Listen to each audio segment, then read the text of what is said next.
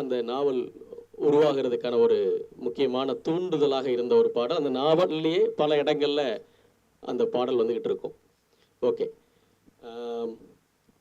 இங்கே இருக்கக்கூடிய நண்பர்கள்ல எவ்வளவு பேருக்கு உண்மையிலேயே ஒரு ரைட்டராக ஆக வேண்டும் என்கின்ற ஆர்வம் இருக்கு? கை தூக்கலாம். ரைட்டர் ஆகணும்னு நினைக்கக்கூடியவங்க. Very good. கிட்டத்தட்ட பாதி பேருக்கு மேலே இந்த செஷனுக்கான ஆடியன்ஸ் தான்ங்கிறத நான் புரிஞ்சுக்கிறேன். அதுக்கு முன்னாடி நான் என்னுடைய எல்லைகளையும் சொல்லிக்கிட்டு இந்த செஷனை ஆரம்பிக்கிறது பெட்டராக இருக்கும்னு நினைக்கிறேன். இன்னைக்கு இன்றைய பயிற்சி வகுப்பில் மொத்தம் 4 பயிற்சியாளர்கள்.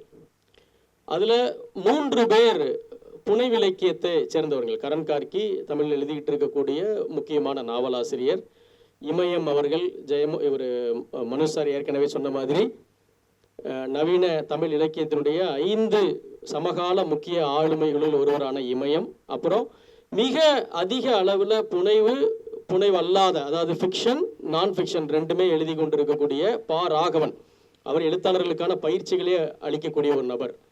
இவங்க 3 பேருமே புனைவிலக்கியத்தை சேர்ந்தவர்கள். நான் புனைவிலக்கியம் இல்லாத நூல்களைத்தான் அதிகம் எழுதியிருக்கிறேன். நான் ஒரு கவிதை நூல் வழியாகத்தான் அறிமுகமானாலும் நான் ஒரு நான் ஃபிக்ஷன் ரைட்டர் தான். ஸோ அவர்கள் அளவுக்கு புனைவிலக்கியத்தை கற்றுக் கொடுக்கக்கூடிய ஒரு தகுதி எனக்கு கிடையாது. அண்ட் இந்த அமர்வில் இளம் எழுத்தாளராக வரணும்னு நினைக்கிறவங்க அவசியம் வாசிக்க வேண்டிய புத்தகங்களை பற்றி தான் இன்றைய அமர்வு. அதை எப்படி வாசிக்கணும், எப்படி தேர்ந்தெடுக்கணும், எப்படி அதை உங்களுடைய கேரியருக்கு அதை எப்படி பயன்படுத்திக்கணுங்கிறது தான் நான் கவர் பண்ணணும்னு நினைக்கிறேன். அதற்கு முன்னாடி லிட்ரேச்சர்னா என்ன அப்படிங்கிற கேள்வியை எழுப்பிக் கொள்ளும்போது அதற்கு கடந்த 2000 ஆண்டுகளாக ஏராளமான விளக்கங்கள் கொடுக்கப்பட்டிருக்கு. அதுல எனக்கு ரொம்ப கன்வின்சிங்கான விளக்கம் நிறைய அதற்கு அதை விளக்க முடியும் என்றாலும் எனக்கு ரொம்ப பிடித்த விளக்கம் என்பது ஜெயமோகன் சொல்லக்கூடிய ஒரு விஷயம். அது என்னன்னா, மொழியை ஒரு கருவியாக பயன்படுத்தி கொண்டு கற்பனையோட உதவியோட இந்த வாழ்க்கையை ஆராயக்கூடிய கலைக்கு பெயர் தான் இலக்கியம் அப்படின்னு அவர் வரையறுக்கிறார். அதாவது மொழி ஒரு டூல், கற்பனை கிரியேட்டிவிட்டி என்பது இன்னொரு டூல். இந்த ரெண்டையும் பயன்படுத்தி கொண்டு இந்த லைஃபை ரொம்ப நெருக்கமாக அணுகி நுட்பமாக ஆராய்வதற்கு பெயர் அப்படிங்கிறார் அவர். அப்போ எழுத்தாளன் என்கின்ற வார்த்தையிலேயே அவன் சொற்களை ஆளக்கூடியவன் அப்படிங்கிற ஒரு பொருள் உள்ள இருக்கு. ஆசிரியன் ஏன் சொல்றோம்? நாவல் எழுதுறவனை நாவல் ஆசிரியர், சிறுகதை எழுதுறவங்கள சிறுகதை ஆசிரியர்னு சொல்றதுக்கு காரணம் என்னன்னா, அவங்க ஒரு விஷயத்த சொல்றாங்க, நாம அங்க கேட்கிற இடத்துல இருக்கிறோம். அந்த கதையை ஆரம்பிக்கும் போதே அல்லது ஒரு விஷயத்தை எழுத ஆரம்பிக்கும் போதே ஐ ஆம் டெல்லிங் யூ என்கின்ற இடத்துல அவரும், ஐ ஆம் லிசனிங் யூ என்கின்ற இடத்துல நாம இருக்கிறதுனால தான் இலக்கிய ஆசிரியர்கள் என்று அந்த பட்டத்தை கொடுக்குறோம். அவங்க நம்ம வீட்டுக்குள்ள வகுப்பெடுக்கல, ஆனா இந்த உலகத்தினுடைய எங்கேயோ ஒரு மூலையில இருந்து கொண்டு நமக்கான விஷயங்களை சொல்றாங்க. ரொம்ப ஃபேமஸான ஒரு கோட் இருக்கு, இச்சிறு நூலை தொடுகிறவன் என்னை தொடுகிறவன் ஆகிறான் அப்படின்னு தான் எல்லா எழுத்தாளரும் நினைக்கிறான். நான் எழுதின ஒரு புத்தகத்தை வால் விட்மனுடைய வரியது, எங்கேயோ இருக்கக்கூடிய ஒரு நபர் தொட்டு படிக்கிறார் என்றால் அவர் என்னை தொடுறாருன்னு தான் அர்த்தம். ஆக ஏன் ஒரு ரைட்டருக்கு லாங்குவேஜ் முக்கியம் என்றால் அவனுடைய கச்சா பொருள் அவனுடைய மொழி தான். ஆகவே அவன் முதன்மையாக ஒரு ரைட்டருக்கு இருக்க வேண்டிய தகுதிகளில் ஒன்று அவனுக்கு இந்த லாங்குவேஜ் மேல இருக்கக்கூடிய கண்ட்ரோல். அப்போ லாங்குவேஜ் மேல ஒருவனுக்கு கண்ட்ரோல் எப்ப வரும் அப்படின்னா, நாஞ்சில் நாடன் கம்பனின் அம்பரா துணி அப்படின்னு ஒரு புத்தகம் எழுதியிருக்கார். அந்த புத்தகத்துடைய சாராம்சமான விஷயம் என்னன்னா, அதுதான் கிட்டத்தட்ட நாஞ்சில் நாடனுடைய வாழ்க்கை செய்தின்னே சொல்லலாம். ஒவ்வொரு மேடையிலுமே அவர் என்ன சொல்றாருன்னா, தமிழ் மொழியில நம்முடைய லெக்சிகன்ல நம்முடைய அகராதியில நம்ம தொகுத்திருக்கிற சொற்கள் 1,60,000 சொற்கள் இருக்கு. நம்முடைய மெட்ராஸ் யூனிவர்சிட்டி போட்டிருக்கிற அல்லது வேற லெக்சிகன்ஸ் படி பார்த்தா, அது இல்லாமல் வட்டார வழக்கு அகராதிகள்ங்கிற பெயர்ல தமிழ்ல டிக்ஷனரிஸ் உருவாக்கப்பட்டிருக்கு. எழுத்தாளர் கண்மணி குணசேகரன் அவர் வாழ்ற நடுநாட்டு பகுதி கடலூர் பண்ருட்டி பகுதியில் மட்டுமே புழங்கக்கூடிய சொற்களுக்கு ஒரு அகராதி போட்டிருக்காரு. நாஞ்சில் நாடன் அவர் வாழக்கூடிய நாகர்கோயில் கன்னியாகுமரி பகுதிகளுக்குன்னே ஒரு டிக்ஷனரி போட்டிருக்காரு. வெல் உவன் ஒரு தமிழ் அறிஞர் திருநெல்வேலி வட்டாரத்துல மட்டுமே பயன்படுத்தக்கூடிய புத்தகங்களுக்கு சொற்களுக்கு ஒரு அகராதி போட்டிருக்காரு. இது தவிர விவசாய கலைச்சொல் அகராதி ஒன்று இருக்கு. தமிழ்நாட்டில் இருக்கக்கூடிய விவசாயிகள் மட்டுமே பயன்படுத்தக்கூடிய சொற்கள், ஒவ்வொரு துறை வாரியாக பயன்படுத்தக்கூடிய சொற்களுக்கும் லெக்சிக் நம்ம போடப்பட்டிருக்கு. அப்படி பார்க்கும்போது உலகத்திலேயே மிக அதிகமான வார்த்தைகளை கொண்ட, சற்றேறக்குறைய எல்லாத்தையும் கழிச்சு கணக்கு போட்டு பார்த்தீங்கன்னா ஒரு 3.5 லட்சம் சொற்கள் தமிழ் மொழியில இருக்கு. ஆனா நாம நம்முடைய டே டு டே லைஃப்ல ஒரு 50லிருந்து 100 வார்த்தைகள் தான் நம்ம பயன்படுத்துறோம். நம்ம எழுதும் போதும், பேசும் போதும், மெசேஜ் அனுப்பும் போதும், எல்லா பர்பஸ்க்கும் நம்ம அவ்வளவுதான் பயன்படுத்துறோம். அப்போ ஏன் அம்பரா துணிங்கிற வார்த்தையை பயன்படுத்துறாருன்னா, வில்லு விடுறவங்க ராமாயணம் மகாபாரதம் பார்த்துருப்பீங்க, கையில வில்லு வச்சிருப்பாரு. அவர் விடுற அம்பை முதுகுல ஒரு கூடை மாதிரி பண்ணி அதுல வச்சிருப்பாங்க. அந்த கூடைக்கு பேரு அம்பரா துணின்னு பேர். ஒரு போர் வீரனுடைய முதுகுல இருக்கிற அம்பரா துணியில எவ்வளவு வில் இருக்குதோ அதே அளவுக்கான சொற்கள் எழுதுகிறவர்களுடைய கையில இருக்கணும். அப்போ நமக்கு ஒரு ரைட்டராக கேரியரை உருவாக்க வேண்டும் என்று நினைக்கிறவர்கள் ஏற்கனவே சூழல்ல இருக்கக்கூடிய அந்த 50-100 வார்த்தைகளோட புழங்க போறோமா, அல்லது 3 லட்சம் 4 லட்சம்னு நம்முடைய டேட்டா பேங்க்ல அவ்வளவு வார்த்தைகள் இருக்குல்ல. இப்போ மனுஷபுத்திரனுடைய கவிதைகளை எடுத்து வாசிக்கக்கூடியவர்களுக்கு கடந்த 20 ஆண்டுகள்ல அவரே புதுசா எவ்வளவோ சொற்களை உருவாக்கியிருக்கிறார். 2 சொற்களை சேர்த்து இணைச்சு புதுசா ஒரு வார்த்தையை உருவாக்கிடுவாங்க. அது கவிஞர்களுக்கு இருக்கக்கூடிய ஒரு மேஜிக். அப்போ முதல்ல அவ்வளவு வார்த்தைகளும் நமக்கு பரிச்சயமாக வேண்டிய ஒரு கட்டாயம் இருக்கிறது. அப்புறம் வாழ்வனுபவம் என்பது எழுத்தாளர்களுக்கு ரொம்ப அடிப்படையான விஷயமாக கருதப்படுது. முதல் உலகப்போர், 2ஆம் உலகப்போர் காலகட்டத்தில் பிறந்து வளர்ந்தவனுக்கு ஒரு வாழ்வனுபவம் இருக்கு. ஈழத்துல பிறந்து அந்த இன அழிப்பை நேரடியாக பார்த்தவனுக்கு ஒரு வாழ்வனுபவம் இருக்கு. நமக்கு என்ன வாழ்வனுபவம் இருக்கு? காலையில தாம்பரத்துல கிளம்பி வீட்டில் கொடுக்குற சாப்பாடை சாப்பிட்டுட்டு பேக் பண்ணி கொடுக்குறத எடுத்துட்டு 2 பஸ் 3 பஸ் மாறி ஒரு ஷேர் ஆட்டோ பிடிச்சி காலேஜுக்கு போய் திரும்ப அதே அளவுக்கு ரிட்டர்ன் வந்து ஒரு வீட்டுக்கு வந்து சேர்றோம். கல்லூரி மாணவர்களுக்கான ஒரு ரொட்டீன். பெரும்பாலும் யோசிச்சு பாருங்க, உங்களுடைய ரொட்டீன்ல பெரிய சேஞ்சே இருக்க போறது இல்லை. நீங்க வேலைக்கு போகும்போது வேற ஒரு ரொட்டீனா மாறப்போகுது. ஒரு அன்றாடம் திருப்பங்களும் திடுக்கிடல்களும் விதவிதமான அனுபவங்களும் உங்க வாழ்க்கையில உருவாக போறது இல்லை. கல்லூரியில இருக்கும்போது டெய்லி ஒரே மாதிரியான ரொட்டீன், வேலைக்கு போகும்போது ஒரே மாதிரியான ரொட்டீன், கல்யாணமாகி குழந்தை குட்டிகள் என்று ஆனதுக்கு அப்புறமா வேறொரு ரொட்டீன். அப்ப இந்த சின்ன மோதிர விரல் மோதிர வளையம் அளவுக்கான ஒரு வாழ்க்கை அனுபவத்திலிருந்து நம்ம எதை எழுத முடியும்? அந்த எக்ஸ்பீரியன்ஸ்குள்ளார எழுதும்போது நம்ம ரொம்ப சின்ன ஆளா மாறிடுறோம். மாறாக ஏற்கனவே எழுதப்பட்ட விதவிதமான வாழ்க்கைகளை வாசிக்கும் போது, நாவல்கள் வழியாகவோ அல்லது சுயசரிதைகள் வழியாகவோ அல்லது வரலாற்று நூல்கள் வழியாக வாசிக்கும் போது நாம அறிந்த, நமக்கு தெரிந்த, நாம வாழ்ந்து கொண்டு இருக்கிற இந்த சின்ன வாழ்க்கையை விட ரொம்ப பெரிய ஒரு வாழ்க்கையினுடைய சித்திரம் நமக்கு கிடைக்குது. விதவிதமான வாழ்க்கையினுடைய சித்திரத்தை படிக்க முடியும்.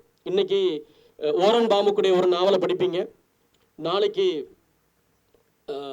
இவர் ஜப்பானுடைய முரகாமியோட ஒரு நாவலை படிக்கிறீங்க, அடுத்த நாள் அசோமித்தினுடைய தண்ணீரை படிக்கிறீங்க, அதுக்கு அடுத்த நாள் மோகமுல் படிக்கிறீங்க. ஒவ்வொன்றும் வேற வேற நிலப்பரப்பு, ஒன்னொன்னும் வேற வேற காலகட்டம், ஒவ்வொரு நாவலும் வேற ஒரு வாழ்க்கை. அப்போ வாழ்வனுபவத்தை வாழ்ந்துதான் அடைய வேண்டும் என்று அவசியமில்லை, வாசித்தும் அந்த நிகழ்வாழ்க்கை அனுபவத்தை அடைஞ்சிக்க முடியும். அது ஒண்ணு. அப்புறம் ரைட்டருக்கு இருக்க வேண்டிய முக்கியமான விஷயங்களாக உலக அளவில் கருதப்படக்கூடியதுல வாழ்க்கையை பற்றிய அடிப்படையான வினாக்களை எழுப்பிக் கொள்வதும் அதற்கான விடை தேடுவதும், சாராம்சமான கேள்விகள் அப்படின்னு அதை சொல்லுவாங்க. அதை எழுப்பிக் கொள்ளும் போதே ஒரு மனிதனுக்கு தத்துவத்தின் மீதும் வரலாறின் மீதும் தானாகவே ஆர்வம் வரும். ஸோ அப்போ இதெல்லாம் தான் ஒரு ரைட்டரை உருவாக்குவதற்கான கச்சா பொருள் அப்படின்னு நம்ம எடுத்துக்கிட்டா, சரிங்க, எதுங்க ஒரு புத்தகம்? ஒரு ஒரு ஒரு சாதாரணமாக ஒரு நோட்ல எழுதப்பட்ட ஒரு விஷயத்துக்கும் அச்சில் அச்சடிக்கப்பட்ட புத்தகத்துக்கும் இடையில என்னதாங்க வித்தியாசம் அப்படின்னா, அதற்கு முதன்மையான ஒரு வித்தியாசம் இருக்கு. இங்க இருக்கக்கூடியவங்க எல்லாருமே எதை வேணும்னாலும் எழுதலாம். இன்னைக்கு இருக்கிற பிரிண்ட் ஆன் டிமாண்ட் மாதிரியான விஷயத்துல ஒரு 500 ரூபாய் செலவுல நீங்க ஒரு 15-20 புத்தகத்தை பப்ளிஷ் பண்ணிட முடியும். அவ்வளவு சாத்தியம் இருக்கு. ஆனா அது உண்மையிலேயே ஒரு புத்தகமாக அதை மாற்றக்கூடிய மேஜிக் என்ன? நீங்க சாதாரணமா எழுதுற உங்க டைரியோ அல்லது கவிதைகளோ அல்லது வேற ஏதோ ஒரு விஷயத்தையோ புத்தகமா மாற்றக்கூடிய விஷயங்கள்ல மிக முக்கியமானது பிரிதொன்றில்லாத தன்மை என்று சொல்லக்கூடிய எக்ஸ்க்ளூசிவிட்டி. யாராலையும் சொல்ல முடியாத ஒன்று. நான் ஒரு விஷயத்தை எக்ஸ்க்ளூசிவா எழுதியிருக்கேன், அது இதற்கு முன்பு இல்லை. கலை அப்படின்னாலே இதற்கு முன்பு இல்லாதது. ஏற்கனவே இருக்கிற ஒன்றை எழுதி கொண்டு அதை கலை அப்படின்னு சொன்னா யாரும் ஒத்துக்க மாட்டாங்க. இப்போ ஏற்கனவே இருக்கக்கூடிய ஒரு கவிதையை மனுஷபுத்திரன் ஐயா எழுதிட்டு வந்து அதை கவிதைன்னு சொன்னா நீங்க ஒத்துக்க மாட்டீங்க. சிரம் கரம் புறம் வெளியே நீட்டாதீர்கள்னு பஸ்ல ஏற்கனவே எழுதியிருக்கு, இது எப்படி கவிதையாகும் அப்படின்னு நீங்க கேட்பீங்க. கவிதை என்றாலே ஏற்கனவே இல்லாத ஒன்று, கலை என்றாலே ஏற்கனவே இல்லாத ஒன்று. எக்ஸ்க்ளூசிவிட்டி தான் கலையை உருவாக்குகிறது. ஒன்று. ரெண்டாவது, இந்த காலகட்டம் எந்த காலகட்டமாக இருந்தாலும் ஒரு ரைட்டருக்கு மிக மிக அடிப்படையான விஷயங்கள்ல ஒன்று பாய்ச்சல் நடை. ஒரு நடை தான் எழுத்தாளனை உருவாக்குது. அது அவருடைய பர்சனாலிட்டி. நடை என்று சொல்றது அவருடைய உரைநடை, அவன் எழுதுற ப்ரோஸ். அப்போ இன்னைக்கு சிங்காரத்தை எடுத்து வாசிச்சாலும், இன்னைக்கு சுந்தரராமசாமியை வாசிச்சாலும், இன்றைக்கு டால்ஸ்டாயை வாசிச்சாலும் நம்ம அதோட நெருக்கமாக உணர வைக்கக்கூடியது அவங்களுடைய நடை தான். சிலர் சொல்லுவாங்க நடை என்பது காலத்தால் பழமையாயிடும், அப்படி ஒன்று கிடையாது. ஆகவே உரைநடையிலேயோ அலங்காரத்திலேயோ ஒருத்தர் கவனம் செலுத்தக்கூடாது என்று கருதக்கூடிய ஸ்கூல் இருக்கு. ஆனா அப்படி இல்லை. நீங்க எழுதுகிற ஒரு விஷயம் எனக்கு ஒரு விஷயத்தை கன்வே பண்ணலன்னா அதனால என்ன புண்ணியம் இருக்கு? நீங்க எழுதுற ஒரு விஷயம் ஒரு 5 வருஷத்துல 6 வருஷத்துல பழசா போயிடும்னா அதனால என்ன புண்ணியம் இருக்கு? ஆக என்ன பொறுத்த முட்டுக்கு ஒரு ரைட்டர் என்பவன் முதன்மையாக அவனுடைய நடை தான். அவனுடைய கருத்து, அவன் உருவாக்குற உலகம், அவன் கொடுக்கிற எமோஷன்ஸ்லாம் ரெண்டாவது. முதல்ல அவன் யார் என்கின்ற பர்சனாலிட்டியே அவனுடைய டெக்ஸ்ட் வழியா தான் உருவாகுது. அப்ப இந்த டெக்ஸ்ட்ல என்னுடைய நடையை எது தீர்மானிக்கும் அப்படின்னா தொடர்ந்த வாசிப்பு தான் ஒருவனுடைய நடையை தீர்மானிக்குது. நான் ஏற்கனவே பேசின மாதிரி ஒருவனுக்கு சொற்கள் நிறைய வேணும்னா அவன் வாசிக்க வேண்டியது இருக்கு, வாழ்வனுபவம் நிறைய வேணும்னா அவன் வாசிக்க வேண்டியது இருக்கு, தன்னுடைய நடையை தன்னுடைய உரைநடையை சமகால தமிழ் இலக்கியத்தோட போட்டியிடக்கூடிய, காலத்தை வென்று நிற்கக்கூடிய, எல்லா காலத்திலையும் வாசிக்கக்கூடிய ஒன்றாக மாற்றுவதற்கு நடை தேவையா இருக்கு. அதற்கும் வாசிக்க வேண்டும். இங்க எவ்வளவு பேர் யாராவது ஹெமிங்வேவுடைய ஏதாவது ஒரு புத்தகத்தை படிச்சவங்க இருக்கீங்களா? கடலும் கிழவனும் அந்த மாதிரி கை தூக்குங்க. 1 2 3 4 5 பேருக்கு மேல. அப்போ ஹெமிங்வேவுடைய அந்த புத்தகம் போன வாரம் எழுதப்பட்டது இல்லை. அது பெரும்பாலும் வேட்டை இலக்கியம் இருக்கு, அதுல சாகச இலக்கியம் இருக்கு. அவரே ஒரு பெரிய சாகசக்காரர் தான். அவர் வாழ்க்கையில அவர் வேட்டையாடி இருக்கார், அது ஒரு சாகசம். போர்கள் ஈடுபட்டிருக்கார், அது ஒரு சாகசம். நிறைய கல்யாணம் பண்ணியிருக்கார், அது பெரும் சாகசம் இல்லையா? கடைசியில் அவர் துப்பாக்கியை வாயில விட்டு சுட்டுட்டு செத்து போயிட்டார், அதுவும் ஒரு சாகசம் தான். ஆனா அது நேத்துக்கு எழுதப்படல, ஏதோ சென்ற நூற்றாண்டை சேர்ந்த ஒரு ரைட்டருடைய ஒர்க் அது. அப்ப அதை இன்னைக்கு படிக்க வைக்கிறதுக்கு காரணம் அவருடைய ரைட்டிங்ல இருக்கக்கூடிய ஒரு ஸ்டைல், அதை ரிப்போர்ட்டேஜ் ஸ்டைல் அப்படின்னு சொல்லுவாங்க. அதனால கணிசமான தாக்கம் பெற்ற நிறைய எழுத்தாளர்கள் இருக்காங்க. நம்ம இன்னைக்கு பேசிக்கொண்டு இருக்கக்கூடிய சிங்காரமோ அசோகமித்திரனோ கூட இந்த ரிப்போர்ட்டேஜ் வகை எழுத்துல ரொம்ப ஆர்வம் உள்ளவங்க. ஸோ இந்த நடையை உருவாக்குறதுக்கும் வாசிப்பு தேவையானதாக இருக்கு. அதற்கு அப்புறமா ஒரு ரைட்டரை உருவாக்கக்கூடிய எலிமெண்ட்டுகள்ல மிக முக்கியமானது கியூரியாசிட்டி. அத ஒரு வேட்கை அப்படிங்கிற ஒரு சொல்லால தான் சொல்ல முடியும். அறிவின் மீதான வேட்கை, புதிய விஷயங்களை அறிந்து கொள்வதற்கான வேட்கை, சவால்களை எதிர்கொள்வதற்கான வேட்கை, இப்படி பல விஷயங்கள் இருக்கு. அந்த தீராத ஆர்வம், ஒவ்வொரு விஷயத்தையும் கேள்வி கேட்கிறதன் வழியாக உருவாகிற ஆர்வம், அந்த கியூரியாசிட்டி ஒரு ரைட்டருக்கு ரொம்ப ரொம்ப முக்கியம்னு நான் நினைக்கிறேன். Okay, Khan with the wind அப்படிங்கிற ஒரு படத்தை பார்த்துருக்கலாம் உங்களை கொஞ்சம் பேர். அதை பார்த்துக்கிற அளவுக்கு இங்கே வயசானவங்க யாரும் இல்லை. அது ஒரு நாவலாக இருந்து சினிமாவாக ஆன ஒரு கிளாசிக் மூவி, ரொம்ப ஒரு நல்ல ஒரு அற்புதமான காதல் படம். அதை மார்கரெட் மிச்சேலுடைய நாவல் அது. அது எப்படி நாவலாக ஆச்சுதுன்னா, மார்கரெட் மிச்சேலுக்கு கல்யாணம் ஆச்சு. அவருடைய கணவன் தன் மனைவிக்கு வாசிக்கிற பழக்கம் இருக்கிறதுனால நிறைய புத்தகங்கள் வாங்கி கொடுப்பாரு. எந்த புத்தகத்தையும் படித்து பார்த்துட்டு அந்த அம்மா இதெல்லாம் ஒரு புக்கா, நல்லாவே இல்லை, கன்றாவையாக இருக்குது அப்படின்னு தூக்கி போட்டுரும். என்னடா இப்படி எதை வாங்கிட்டு வந்தாலும் இப்படி சொல்கிறான்னு சொல்லி ஒரு லைப்ரரியில் சந்தாதாரராக மாறி தினசரி அந்த நூலகத்தில் இருந்து புத்தகங்கள் எடுத்துகிட்டு வந்து அவருடைய மனைவிட்ட கொடுப்பாருங்க, மார்கரெட் மிஷெல்கிட்ட. அந்த அம்மா அதை படித்து பார்த்துட்டு கன்றாவையாக இருக்குது, கேவலமாக இருக்குது, இதெல்லாம் ஒரு புக்கா அப்படின்னு தூக்கி போடும். இது இப்படி தொடர்ந்து நடந்துக்கிட்டே இருந்தோன்னா ஒரு நாள் கடுப்பாகி, உனக்கு பிடிச்ச புக்கு வேணும்னா நீ தான்மா எழுதிக்கணும், என்னை விட்டுரு என்று அவர் சொன்னபோது, அப்படியா நான் எழுதுறேன் என்று அந்த அம்மா உட்கார்ந்து எழுதுனது தான் கான் வித் த விண்ட். அது நாவலாகவும் ஒரு கிளாசிக் நாவல், சினிமாவாகவும் தலைமுறைகளை கடந்து அது ஈர்த்துக்கிட்டு இருக்குது. அப்போ இதில் நான் சொல்ல வர்றது என்னன்னா, உங்களுக்கு பிடித்த, நீங்கள் வாசிக்க விரும்புகிற, நீங்கள் ரசிக்கிற புத்தகத்தை தான் நீங்கள் எழுதணுமே தவிர, உங்களுக்கே பிடிக்காத, நீங்களே கன்றாவி என்று கருதக்கூடிய ஒன்றை எழுதி அதை பப்ளிஷ் பண்ணி அதை தோல்ல சுமந்து ஊராக போய் வித்துட்டு இருக்கக்கூடாது. உங்களை அது எக்ஸைட் பண்ணிச்சு என்றால் அது ஒரு வாசகனை எக்ஸைட் பண்ணும். உங்களுக்கு நல்லா இருந்ததுன்னா நிச்சயம் அது ஒரு வாசகனுக்கு நல்லா இருக்கும். அப்போது நீ எழுத விரும்புகிறத எழுதாத, நீ வாசிக்க விரும்புகிறத எழுதுன்றது தான் இதில் இருக்கக்கூடிய இன்னொரு முக்கியமான ஒரு விஷயம். அப்புறம் இந்த ரைட்டரா அதான் இன்னைக்கு தலைப்பு வந்து ஒரு இளம் எழுத்தாளர் அவசியம் கற்றுக்கொள்ள வேண்டிய நூல்கள் அப்படின்னா, நான் என்னுடைய வாழ்வனுபவத்திலிருந்து சொல்லக்கூடியது என்னன்னா, ரைட்டருக்கு வந்து பரந்துபட்ட வாசிப்பு இருக்கணும். அது அவருடைய இலக்கியம் எழுதப்பட ஆகவே நான் இலக்கியம் மட்டுமே வாசிப்பேன்னா அது பத்தாது. அவங்களுக்கு பல்வேறு அறிவு துறைகள் இருக்கு. கலை, தத்துவம், வரலாறு, ஆன்மீகம், காந்தியம், சுற்றுச்சூழல், அறிவியல், வாழ்க்கை வரலாறுகள், இந்த மாதிரி பரந்துபட்ட வாசிப்பின் வழியாக நிறைய வாழ்க்கை, நிறைய துறை சார்ந்த சொற்கள், நிறைய அனுபவங்கள், அறிவு சேகரங்கள் உருவாகும். ஸோ அது ரொம்ப ரொம்ப முக்கியம். இது எல்லாத்தை விட முக்கியமான ஒன்று இருக்கு. ரைட்டராக உருவாக வேண்டும் என்று ஒருத்தன் நினைத்தால் அவனுக்கு கவிதைகள் மீது ஆழமான பரிச்சயமும் அளவற்ற காதலும் இருக்கணும். கவிதை எனக்கு பிடிக்கவே பிடிக்காதுங்க, நான் காண்டாமிருகத்தின் தோளால் உருவாக்கப்பட்டவங்கன்னு ஒருத்தன் சொன்னான்னா அவன் தயவு செஞ்சு உனக்கு இலக்கியத்தில் வேலை இல்லை அப்படிங்கிறத என்னுடைய பதிலாக இருக்கும். ஏன் அப்படின்னா, 2 காரணங்களுக்காக கவிதைகளை எழுத்தாளர்கள் தொடர்ந்து வாசிக்கணும். அது ஒரு ஒன் டைம் ஒர்க் இல்லை, சண்டைக்கு போகிறதுக்கு முன்னாடி எடுக்கிற ப்ரிப்பரேஷன் இல்லை.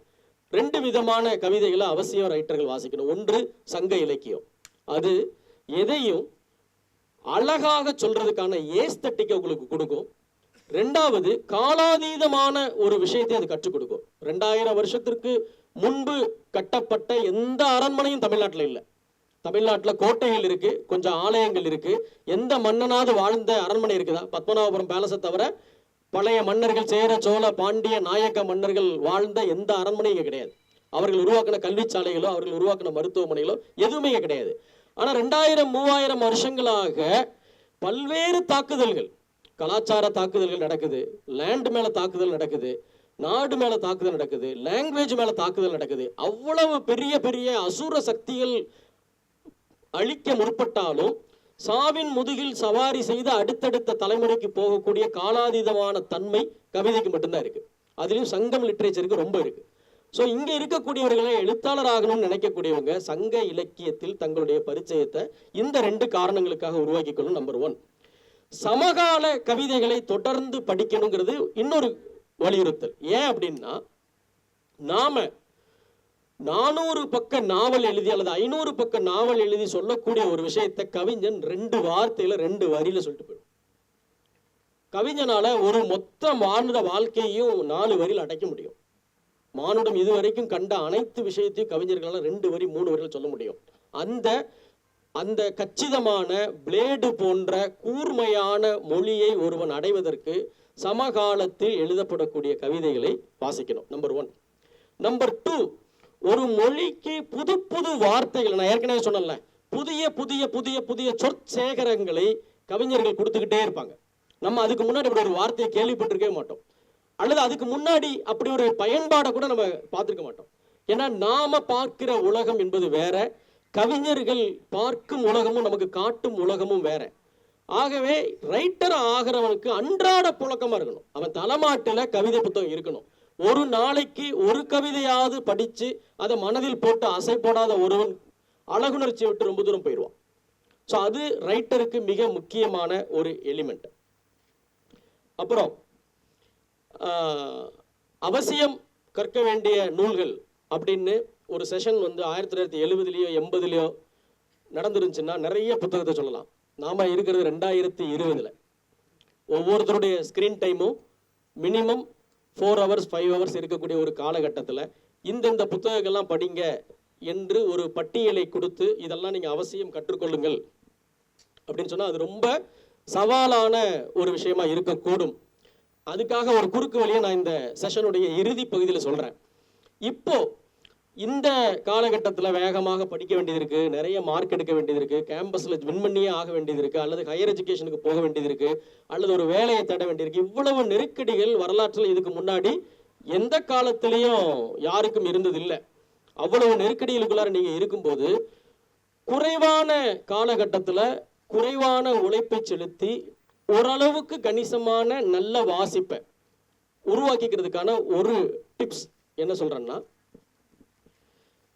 சர்வதேச அளவில் எழுதப்பட்ட மிக முக்கியமான ஒரு 5 நாவல்கள், இந்திய நாவல்களில் மிக முக்கியமான ஒரு 5 நாவல்கள், தமிழ் நாவல்களில் முக்கியமான ஒரு 5 நாவல்களை ஒரு பட்டியல் போட்டு வைத்துக்கொண்டு அடுத்த ஓராண்டில் அதை நீங்கள் படித்து முடிச்சிங்கன்னா அது கண்டிப்பாக 1 வருஷம் தேவைப்படும். நீங்கள் படிக்கிற ஸ்பீடில் ஒரு 15 நல்ல நாவல்களை படிக்கிறதுக்கு தினம் 1 மணி நேரம் 2 மணி நேரம் செலவு பண்ணி படித்தால் ஓராண்டில் அதை நீங்கள் படித்து முடிக்க முடியும். அதற்கான பரிந்துரைகள் நிறைய கிடைக்குது. நான் இந்த செஷனில் சில எனக்கு பிடித்த ஒரு நல்ல ரைட்டரான எதிர்காலத்தை உருவாக்குறதுக்கான அடித்தளம் அமைக்கக்கூடிய தலா 5 நாவல்களை நான் பரிந்துரைக்கலாம்னு நான் நினைக்கிறேன். அது இல்லாமலும் உங்கள் டேஸ்ட்டுக்கு நீங்கள் ஒரு லிஸ்ட்டை உருவாக்கி கொள்ள முடியும்.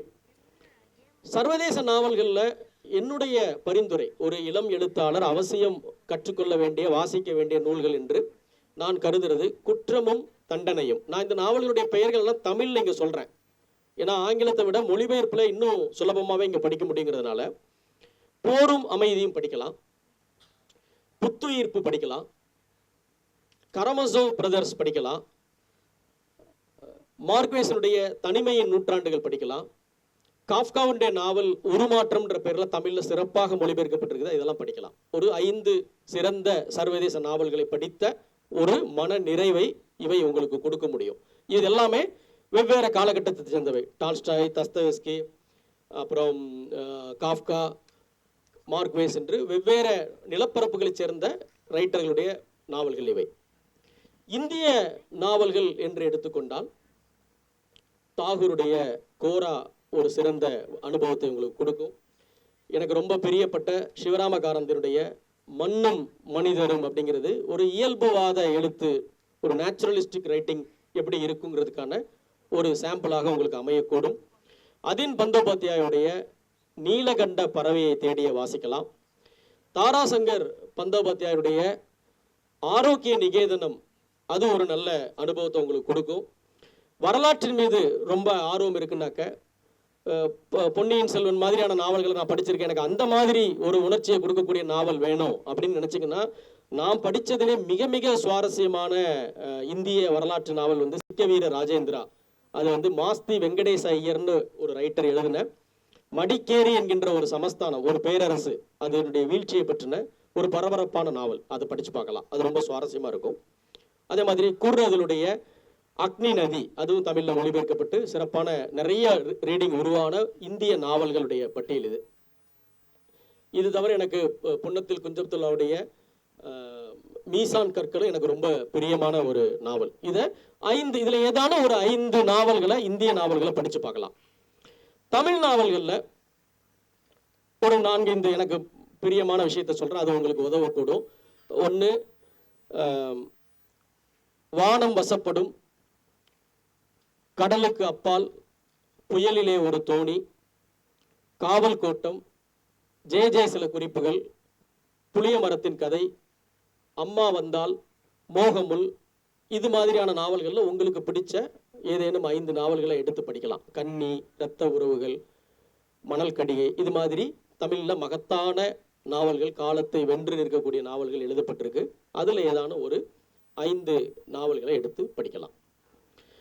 இதில் நம்ம வெவ்வேறு ஸ்கூலை சேர்ந்தவர்கள் இருப்போம். சில பேருக்கு ஜெயமோகன் பிடிக்கலாம், சில பேருக்கு எஸ் ராமகிருஷ்ணன் பிடிக்கும், சில பேருக்கு சாரு நிவேதா பிடிக்கும், சில பேருக்கு மனுஷபுத்திரன் பிடிக்கும், சிலருக்கு இமயம் சார் பிடிக்கும். நீங்கள் எந்த ஸ்கூலோ அந்த ஸ்கூலுடைய கொடிமரபை வாசிங்கன்றது நான் எப்பவுமே ரெக்கமெண்ட் பண்ணுவேன். அது என்னங்க கொடிமரபு அப்படின்னா, உதாரணமாக நான் ஜெயமோகன் மாணவன், அவருக்கு சுந்தர் ராமசாமி ஆசிரியர், அவங்களுக்கு பிடிச்ச பொதுவான பிரியமான ரைட்டர்கள்னு பார்த்தா ஐசக் பாசிசிங்கர் அவங்க 2 பேருக்குமே பிடிக்கும், அவங்களுக்கு டால்ஸ்டாய் 2 பேருக்குமே பிடிக்கும். அவங்க அவர்களை ஒவ்வொருத்தரும் அந்த கொடிமரபில் ஒவ்வொருத்தருக்கும் பிடிச்ச ரைட்டர்களை பற்றின ஒரு சின்ன ட்ரீயை உருவாக்கி அது வழியாகவும் நீங்கள் வாசிக்க முடியும். ஆனால் இந்த ஸ்கூல்ஸ் இருக்கு இல்லையா தமிழில், இவங்க எல்லாருமே நல்ல ரெக்கமெண்டேஷன்ஸை கொடுத்துருக்காங்க. இப்போ உதாரணமாக சாரு தமிழ்நாட்டில் தொடர்ச்சியாக லத்தீன் அமெரிக்க நாவல்களை பற்றியும் பொதுவாக உலக அளவிலேயே உலக இலக்கியத்திலே பேசப்படாத கரீப் நாடுகள் என்று சொல்லக்கூடிய ஐரோப்பாவுக்கும் ஆசியாவுக்கும் மத்தியில் இருக்கக்கூடிய அடக்குமுறைக்கும் ஒடுக்குமுறைக்கும் ஆளாக்கப்பட்ட இந்த மொரோக்கோ போன்ற தேசங்களில் எழுதப்படக்கூடிய கரீப் இலக்கியம், அதை பற்றி உலக அளவிலே குறைவான பேர் தான் பேசியிருக்காங்க. அதில் நல்ல நாவல்களை பற்றின பரிந்துரைகள் எல்லாம் சாரு நிறைய பண்ணியிருக்காரு. மெதுசாவின் மதுக்கோப்பை, அவருடைய தாந்தேவின் சிறுத்தைன்ற ஒரு சிறுகதை தொகுப்பு இருக்கு, அதில் அவர் மொழிபெயர்த்த நல்ல சிறுகதைகளை படிக்க முடியும். இந்த மெதுசாவின் மதுக்கோப்பையில் ஒருவேளை இந்த கண்ட்ரிஸுடைய இலக்கியங்கள் உங்களுக்கு பிடிக்கும்னா அதுக்கான பரிந்துரைகள் அங்கே இருக்கு. அதே மாதிரி எஸ் ராமகிருஷ்ணன் சார் தொடர்ச்சியாக ரஷ்ய நாவல்களை பற்றியும் ஐரோப்பிய இலக்கியத்தை பற்றியும் குறிப்பாக ஜப்பான் இலக்கியத்தை பற்றியும் இங்கே அதிகமாக பேசக்கூடியவர், அதிகமான பரிந்துரைகள் அவர் அளித்திருக்கிறார். ஜெயமோகனை பொறுத்த மட்டுக்கும் உலக அளவில் இருக்கக்கூடிய செவ்வியல் நாவல்களை பற்றி நிறைய எழுதியிருக்கிறார், நிறைய பேசியிருக்கிறார். அது ஆழ்நிதியை தேடி, கண்ணீரை பின்தொடர்தல் போன்ற அவருடைய புத்தகங்கள்லாம் உலக இலக்கியத்தையும் இந்திய நாவல்களையும் இங்கே அறிமுகப்படுத்தப்பட்ட நூல்களாக இருக்குது. ஸோ இதெல்லாம் தான் நான் உங்களுக்கு சொல்லக்கூடிய டிப்ஸ். இதை மீண்டும் தொகுத்து சொல்றதா இருந்தாங்க, ஒரு ரைட்டரை உருவாக்குறதுக்கு அவருக்கு வார்த்தைகளுடைய பலம் தேவைப்படுது, உரைநடை தேவைப்படுது, வாழ்வனுபவம் தேவைப்படுது, வாழ்க்கையை பற்றிய அடிப்படையான வினாக்கள் தேவைப்படுது, வரலாற்று உணர்வும் வரலாற்று போதமும் தேவைப்படுது, ஹிஸ்டாரிசிசமும் வேண்டியது இருக்கு, ஹிஸ்டாரிசிட்டியும் தேவையானதாக இருக்கிறது, தத்துவ நூல்கள் மேல பயிற்சி தேவையா இருக்குது. அப்போ இது எல்லாத்தையும் கலந்து கொடுக்கக்கூடிய ஒரு விஷயமாக இருக்கிறது இலக்கியம் தான். அப்போ இலக்கிய வாசிப்பு என்பது ஒரு ரைட்டராக தன் கேரியரை அமைச்சுக்கணும்னு நினைக்கிறவனுக்கு ஒரு இன்டிஸ்பென்சிபிளான விஷயம். அவன் அன்றாடம் வாசிக்கணும், அன்றாடம் எழுதணும் என்பது ஒரு அடிப்படை விதி. என் மூடு இருந்தால் நான் இதை செய்வேன் என்று சொன்னால் உங்கள் வாழ்க்கையில் எதுவுமே நடக்காது. ஒரு காரியத்தை செய்யறதுக்கும் மூடுக்கும் சம்பந்தமே இல்லை. ஏன்னா மூடு என்பது எப்பயுமே கேளிக்கையை நோக்கி போகக்கூடியது. எனக்கு உண்மையிலே இன்னைக்கு இங்கே உட்காந்து பேசணும் எந்த மூடு இல்லை தான். வெளியே 38 டிகிரி அடிக்குது, உள்ள ஸ்வெட் ஆகுது, அப்படி இல்லை. அந்த மூடுக்கு எதிராக நீங்கள் தொடுக்கிற போருக்கு பேர் தான் ரெசிஸ்டன்ஸ். அந்த ரெசிஸ்டன்ஸுக்கு பேர் தான் கல்வி. அப்போ டெய்லி வாசிக்கிறத தடுக்கிறதுக்கு 100 காரணங்கள் இருக்கு. இன்னைக்கு போர் வந்துடுது, போர் நின்றுடுது, படம் வந்துடுது, படம் ஃப்ளாப் ஆகிடுது, என்னென்னமோ பிரச்சனைகள் இருக்கு, எவ்வளவோ டிஸ்ட்ராக்ஷன்ஸ் இருக்கு. அதுக்கு எதிராக மாற்றாகத்தான் இலக்கியம் இங்கே போராடிக்கிட்டு இருக்குது. இத்தனை அவதிகளுக்கு மத்தியில என்னைய கவனின்னு அதுதான் சொல்லிட்டு இருக்குது. அப்போ இது ரெண்டுமே ஒரு அன்றாட வேலையாக மாறணும், ரைட்டிங் ரீடிங் ரெண்டுமே. அப்போ ரைட்டிங்ல குறைந்தபட்சம் 1000 சொற்களை ஒரு நித்திய கடமையாக, எவ்வளவு பயணங்கள் போனாலும், உடம்பு எவ்வளவு சரியில்லாமல் இருந்தாலும் அதை செய்யணுன்றது தான் உலகம் முழுக்க இருக்கக்கூடிய முன்னோடி எழுத்தாளர்கள் பரிந்துரைக்கிறது. அதுதான் சரி. எவ்வளவு நேரம் இருக்கு? இன்னும் டைம் இருக்கா சார்? ஓகே சரி. இப்போ என்னை தனிப்பட்ட முறையில் பாதித்த என்னுடைய உரைநடையில் அல்லது என்னுடைய சிந்தனையில், என்னுடைய கலை இலக்கிய கோட்பாட்டுகளில் ஆதிக்கம் செலுத்தக்கூடிய எனக்கு பிடித்த சில எழுத்தாளர்களும் அவர்களுடைய புத்தகங்களை பற்றி பேசலாம் நான் நினைக்கிறேன். முதன்மையாக எனக்கு ரொம்ப என்னை இள வயதிலேயே ஈர்த்த எழுத்தாளர்களில் முக்கியமானவர் புதுமைப்பித்தன். புதுமைப்பித்தனை தமிழ் சிறுகதைகளின் தந்தை என்று சொல்லுவார்கள். புதுமைப்பித்தனை ஏன் வாசிக்கணும் என்றால், புதுமைப்பித்தன் ட்ரை பண்ணாத ஜானராவே கிடையாது. அத்தனை இலக்கிய வடிவத்திலையும் ஒரு சிறுகதையில் இருப்பார். அது இயல்புவாதம், யதார்த்தவாதம், மாயா யதார்த்தவாதம், பின்னவினத்துவவாதம், என்ன ஜானர்ல நீங்க கேட்டாலும் ஒரு கதையை அதற்கு கச்சிதமான மிகச்சிறந்த முன்னோடி கதையாக அதை அவர் எழுதி வச்சிருப்பார். ஆகவே புதுமைப்பித்தன் என்னுடைய இளமையில் என்னை ரொம்பவும் ஈர்த்த ஒரு ரைட்டர். ஜெயகாந்தன் இன்னொரு ரைட்டர். நான் வாழ்ந்த காலகட்டத்தில் என்னுடைய வாழ்க்கை தொடர்பான முடிவுகளை நானே எடுக்க முடியும் என்கின்ற ஒரு தெளிவை மிக இள வயதில் அடைகிறதுக்கு ஜெயகாந்தன் ரொம்ப உறுதுணையாக இருந்தார். போலவே இந்த உலகத்துல மிக மிக அநாகரிகமான ஒரு விஷயம் என்பது இன்னொரு மனிதனுடைய தனிப்பட்ட விவகாரங்களை பற்றி பேசுவதும் அதுல தலையிடுவதும் அதை பற்றி யோசிக்கிறதும் தான்ற ஒரு விஷயத்தை ஜெயகாந்தன் தான் எனக்கு டீச் பண்ணார். அந்தரங்கம் புனிதமானது அப்படிங்கிறது அவருடைய ஒரு கதை. பெரும்பாலான கதைகள் இந்த பிரைவசியை பத்தி பேசிக்கிட்டே இருப்பார். அடுத்தவருடைய பிரைவசியில் அப்பாவா இருந்தாலும் மூக்க நுழைக்காத, மனைவியாக இருந்தாலும் மூக்க நுழைக்காதன்றது. அப்புறம் புதுமையான சிந்தனைகளுக்கு சில பேர் நீங்க படிச்சிருப்பீங்க, ஒரு வயதான தம்பதியினர் கற்பம் தெரிச்ச உடனே அவங்களுடைய பிள்ளைகள் அதை அவமானமாக கருதி அவங்களை துரத்தி விட்டுருவாங்க. அவர் ஏற்கனவே காதல் திருமணம் பண்ணதுனால துரத்தி விட்ட ஒரு பையன் இந்த வயதிலும் என்னுடைய அப்பா அம்மாவால் கருத்தரிக்க முடியும் என்பது எனக்கு அவமானம் கிடையாது, அது எனக்கு பெருமைதான்னு அவன் திரும்பி கூட்டு போகக்கூடிய கதை. இதெல்லாம் என்னுடைய 14வது வயதில் நான் படிக்கும்போது எனக்கு அது பயங்கரமான இன்ஸ்பிரேஷனாக இருந்துச்சு. ஆகா, இதில் ரொம்ப முக்கியமானது இந்த பார்வை தானே முக்கியமானது. அவருடைய எல்லா கதைகளும் சமூகம் ஏற்கனவே நம்பி வந்த ஒரு விஷயத்துக்கு எதிரான ஒரு உண்மையான ஒரு குரலை முன்வைக்கக்கூடியது. ஆகவே இப்போ உங்களை போன்ற வயதில் இருக்கக்கூடியவர்களுக்கு ஒரு பெரிய நிமிர்வையும் உங்க லைஃப்பை நீங்க லீட் பண்ண முடியும், அதுக்குடைய கிளாரிட்டி உங்களுக்கு இருக்கின்ற எண்ணத்தையும் அவருடைய புத்தகங்கள் உங்களுக்கு கொடுக்க முடியும். அப்புறம் நான் நடை என்று இங்க சொல்லிக்கிட்டே இருந்தேன். ஒரு ரைட்டருக்கு நடை தான் ரொம்ப முக்கியம் அப்படின்னு. சுஜாதா தான் தமிழ் உரைநடையை வேகப்படுத்தியவர். அதுக்கு முன்னாடி கொஞ்சம் பேர் கொஞ்சம் மாற்றங்களை பண்ணியிருக்காங்க. ஆனால் கணிசமான மாற்றத்தை செய்தவர்கள் அப்படின்னு பார்த்தா அதுல தமிழ் உரைநடைக்கு மிக மிக வேகத்தையும் செறிவையும் விரைவையும் கொடுத்த ஒரு மனிதர் என்று சுஜாதாவை தான் சொல்ல முடியும். நீங்க எதையுமே படிக்கலன்னா கூட ஒரு 10 சுஜாதா புத்தகத்தை படித்து கூட ஒருவன் எழுத்தாளராக மாறிவிட முடியும். அவன் எழுத்தாளராக மாறலன்னா கூட தான் சொல்ல வருவதை சுவைபட அழகாக சுருக்கமாக ஒரு முள்ளு தைக்கிற மாதிரி ஷார்ப்பான மொழியில சொல்றதுக்கு சுஜாதாவை வாசிக்கலாம். ஒரு பாய்ச்சல் நடைய சிந்தனையின் வேகத்தையே சொற்கள்ல காட்ட முடியுங்கிறதுக்கு பாலகுமாரனுடைய நாவல்கள் எனக்கு ரொம்ப உதவியாக இருந்துச்சு.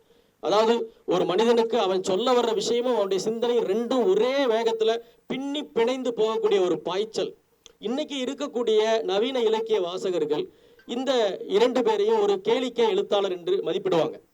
வணிக பத்திரிகைகள்ல வணிகத்தின் தேவைக்காக எழுதியவர்கள், அவர்களால ஒண்ணுமே பெரிய தமிழ் மொழிக்கு ஒரு பாதிப்பு உருவாகல என்று கருதக்கூடியவர்கள் இருக்காங்க. ஆனா அப்படி கிடையாது. இவர்கள் எழுத்தையும் தாண்டி வாசகர்களுடைய வாழ்க்கையிலேயே பெரிய பாதிப்புகள் உருவாக்குறவங்க. இந்த சென்னையில இந்த மவுண்ட் ரோட்ல பாலகுமாரனால் ஊக்கம் பெற்று தொழிலதிபர்கள் ஆனவங்க எத்தனையோ பேர் இருக்காங்க. இந்த மவுண்ட் ரோட முனையிலிருந்து இந்த முனை வரைக்குமே ஒரு 1,00,000 பாலகுமாரனால் உருவான ஆளுமைகள் இருக்க முடியும். அந்த அளவுக்கு தனி மனித வாழ்க்கையில மாபெரும் பாதிப்பை ஏற்படுத்துறவங்க அதுக்கு முன்னையும் கிடையாது பின்னையும் கிடையாது. ஸோ அதை நீங்க படிச்சு பார்க்கலாம். அப்புறமா இந்த 21ஆம் நூற்றாண்டில் இந்த 2020 உரைநடையில நிறைய புதுமைகளை செய்து அதை ரொம்ப நவீனமாகவும் இளமையாகவும் மாற்றினவர் என்று சாரு நிவேதாவை சொல்லலாம். அவரு இந்த லாங்குவேஜில் இன்றைய காலகட்டத்திற்கும் ஏற்ற மாதிரி, ஆனா அதே சமயத்துல அவருடைய கருத்துக்கள்ல அவருடைய நம்பிக்கைகள்ல எந்த சமரசமும் இல்லாம இருக்கார். ஏன்னா அவருடைய நம்பிக்கை எதுவுமே தமிழ் சமூகத்தால ஏற்றுக்கொள்ளப்பட்டது அல்ல. அவர் ஒரு பிரிஸ்டைன் சொசைட்டியாகத்தான் தமிழ்நாட்டை பார்க்கிறார். அவருடைய பார்வை கோணத்தையுமே இங்க தொடர்ந்து தன்னுடைய உரைநடையில கொண்டு வந்து வைக்கிறார். அது போலவே வெவ்வேறு விதமான நடைகளை நீங்கள் உணர்ந்து கொள்ளவும் பயிற்சி பெறவும் அவசியம் வாசிக்க வேண்டிய எழுத்தாளர்கள்ல மிக முக்கியமானவர்கள்ல ஒருவர் ஜெயமோகன். நாஞ்சில் நாடன் ஒரு சாமியாடியினுடைய சன்னதம், அதாவது சாமியாடினா ஊர் கொடைகள்ல சாமியாடுறவன் குறி சொல்லுவான் இல்லையா, அவன் ஒரு மொழி இருக்குல்ல, அதையும் சமகால மொழியையும் சேர்த்து இணைத்த ஒரு சன்னத மொழியை நாஞ்சில் நாடன் உருவாக்கியிருக்காரு. அதை பார்க்கலாம், படிச்சு பார்க்கலாம்.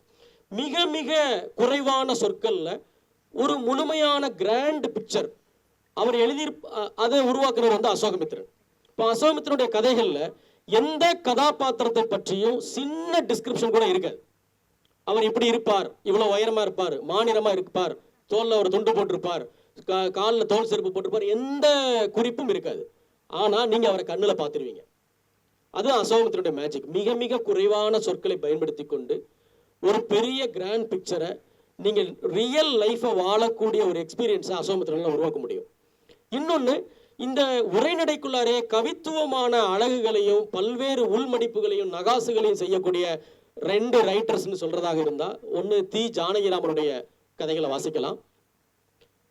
அதே மொழியை ஒரு சௌந்தரிய லகரியை போல ஒரு மேஜிக் மேனுடைய ஒரு மந்திர உச்சாடனம் போல மாற்றக்கூடிய இன்னொரு ரைட்டர் லாச ராமாமிர்தம். நீங்க இதுவரைக்கும் படிச்சுட்டு வந்த எந்த ரைட்டரை போலவும் இல்லாத, இது கவிதையா, கதையா, பொயட்ரியா, அல்லது ஒரு ஒரு பாடலா அப்படிங்கிற ஒரு பெரிய ஒரு ஒரு திகைப்பையும் களிப்பையும் லாசராமமிர்தத்தால உங்களுக்கு ஊட்ட முடியும். அப்புறம் தமிழில் எழுதி கொண்டிருக்கக்கூடிய உலக எழுத்தாளர்கள் என்று 2 பேரை சொல்லலாம். 2 பேருமே ஈழத்தை சேர்ந்தவர்கள். அவர்கள் தான் பேஜ் டர்னர்னு சொல்லக்கூடிய வார்த்தைக்கு மிக கச்சிதமான உதாரணமாக விளங்கக்கூடியவர்கள். ஒருவர் கனடாவில் வசிக்கக்கூடிய முத்துலிங்கம். அவருடைய எந்த ஒரு வரியும், எந்த ஒரு புத்தகமோ, எந்த ஒரு கதையோ, எந்த ஒரு கட்டுரையோ இதுவரைக்கும் தன் வாசகனை ஏமாத்தினதில்லை. அவன் அதை படித்து முடித்த உடனே முதல்ல என்ன ஃபீல் பண்ணுவான்னா, இதுதான் நான் எனக்கு கொடுத்து கொண்ட முதல் பரிசு, அல்லது இதுதான் இன்றைய தினத்தில் எனக்கு வாய்த்த, நானே எனக்கு கொடுத்த ஒரு சிறந்த பரிசு என்கின்ற உணர்ச்சியை முத்துலிங்கம் என்கின்ற ஒரு எழுத்தாளர் உங்களுக்கு ஊட்டக்கூடும். இன்னொன்று, சமகாலத்தில் ஒரு கச்சிதமான வடிவம், கதையும் பாய்ச்சல் கதையாக இருக்கும், ஒவ்வொரு வரியும் சுவாரஸ்யமாக இருக்கும், கையில் எடுத்தா கீழே வைக்க விடாது. ஆனால் அதே சமயத்தில் இன்டர்நேஷ்னல் ஸ்ட்ரக்சருக்குள்ளார ஒரு நியூயார்க்கரில் ஒரு கதை வந்தால் என்ன ஸ்ட்ரக்சர் இருக்குமோ, ஒரு கிராண்டா மேகசினில் ஒரு கதை பப்ளிஷ் ஆனால் என்ன ஸ்ட்ரக்சரில் இருக்குமோ அந்த ஸ்ட்ரக்சரில் இருந்து சிறிதும் விலகாத கதைகளை எழுதக்கூடியவர் என்று சோபா சக்தி. அவர் பிரான்ஸில் இருக்கிறாரு, ஈழத்தை சேர்ந்த எழுத்தாளர். அவருடைய கதைகளை நீங்கள் படித்து பார்க்கலாம். இது எல்லாமே வடிவங்களுக்காக, உரைநடைக்காக, கதை கருக்களுக்காக நீங்கள் படிக்க வேண்டிய ரைட்டர்கள். இது தவிர புனைவாசிரியர்கள் அல்லாத பிற துறைகளை பற்றியும் இதே அளவுக்கு சுவாரஸ்யத்தோடு எழுதக்கூடியவர்கள் நிறைய பேர் இருக்காங்க. குறிப்பாக தியோடர் பாஸ்கரன், அவருடைய பல நூல்கள் உயிர்மையில் பிரசுரம் பண்ணப்பட்டிருக்கு. தமிழில் சூழலியல் என்று சொல்லக்கூடிய சுற்றுச்சூழல் சார்ந்த போதத்தை உருவாக்கின அவர் தான். ஒரு காட்டுக்கு போனால் பீர் குடிச்சிட்டு பாட்டில் போடக்கூடாதுங்கிறதுலேருந்து, ஒரு பிளாஸ்டிக்கால் என்ன ஆகுங்கிறதுலேருந்து, நாம் வாழக்கூடிய இந்த சுற்றுச்சூழலை நாம் கவனிச்சுக்கணும், இந்த உயிர் சூழல் சேதப்படாமல் வாழணுன்ற ஒரு போதத்தை தமிழ்நாட்டில் உருவாக்கின நபர் என்றால் அவர் தான். மிக மிக மிக சுவாரஸ்யமான உரைநடையில் அவர் எழுதியிருக்கிறார். நாட் ஓன்லி சுற்றுச்சூழல், சினிமாவை பற்றியும் ரொம்ப சுவாரஸ்யமான கட்டுரையில் எழுதியிருக்கிறார்.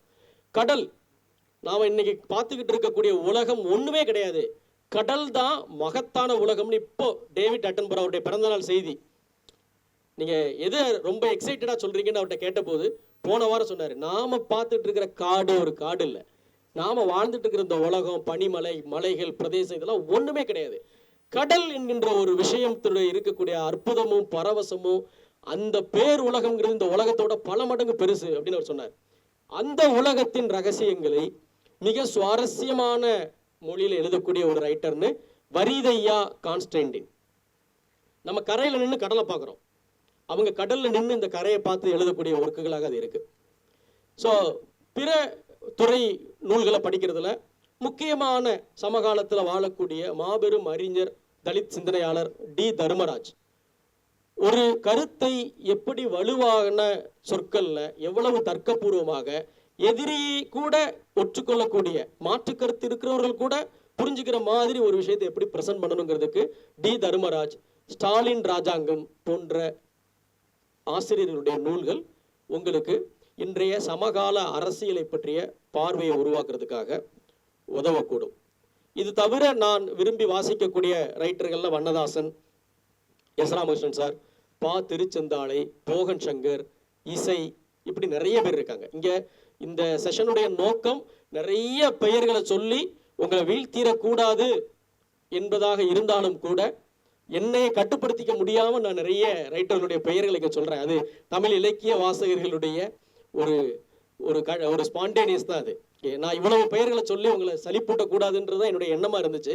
உங்களோட ஒரு 2 தரப்பு உரையாடலாக இதை வைக்கணும் தான் நினைச்சேன். இருந்தாலும் என்ன மீறி இந்த சொற்கள்லாம், ஐயோ இவங்க பெயரெல்லாம் சொல்லாம விட்டுறக்கூடாது, இவங்களுக்கு தெரியட்டும், இவங்க யாராவது ஒருத்தருக்கு அது பயன்படட்டும் என்று ஒரு ஆர்வத்தினால நான் சொல்றேன்.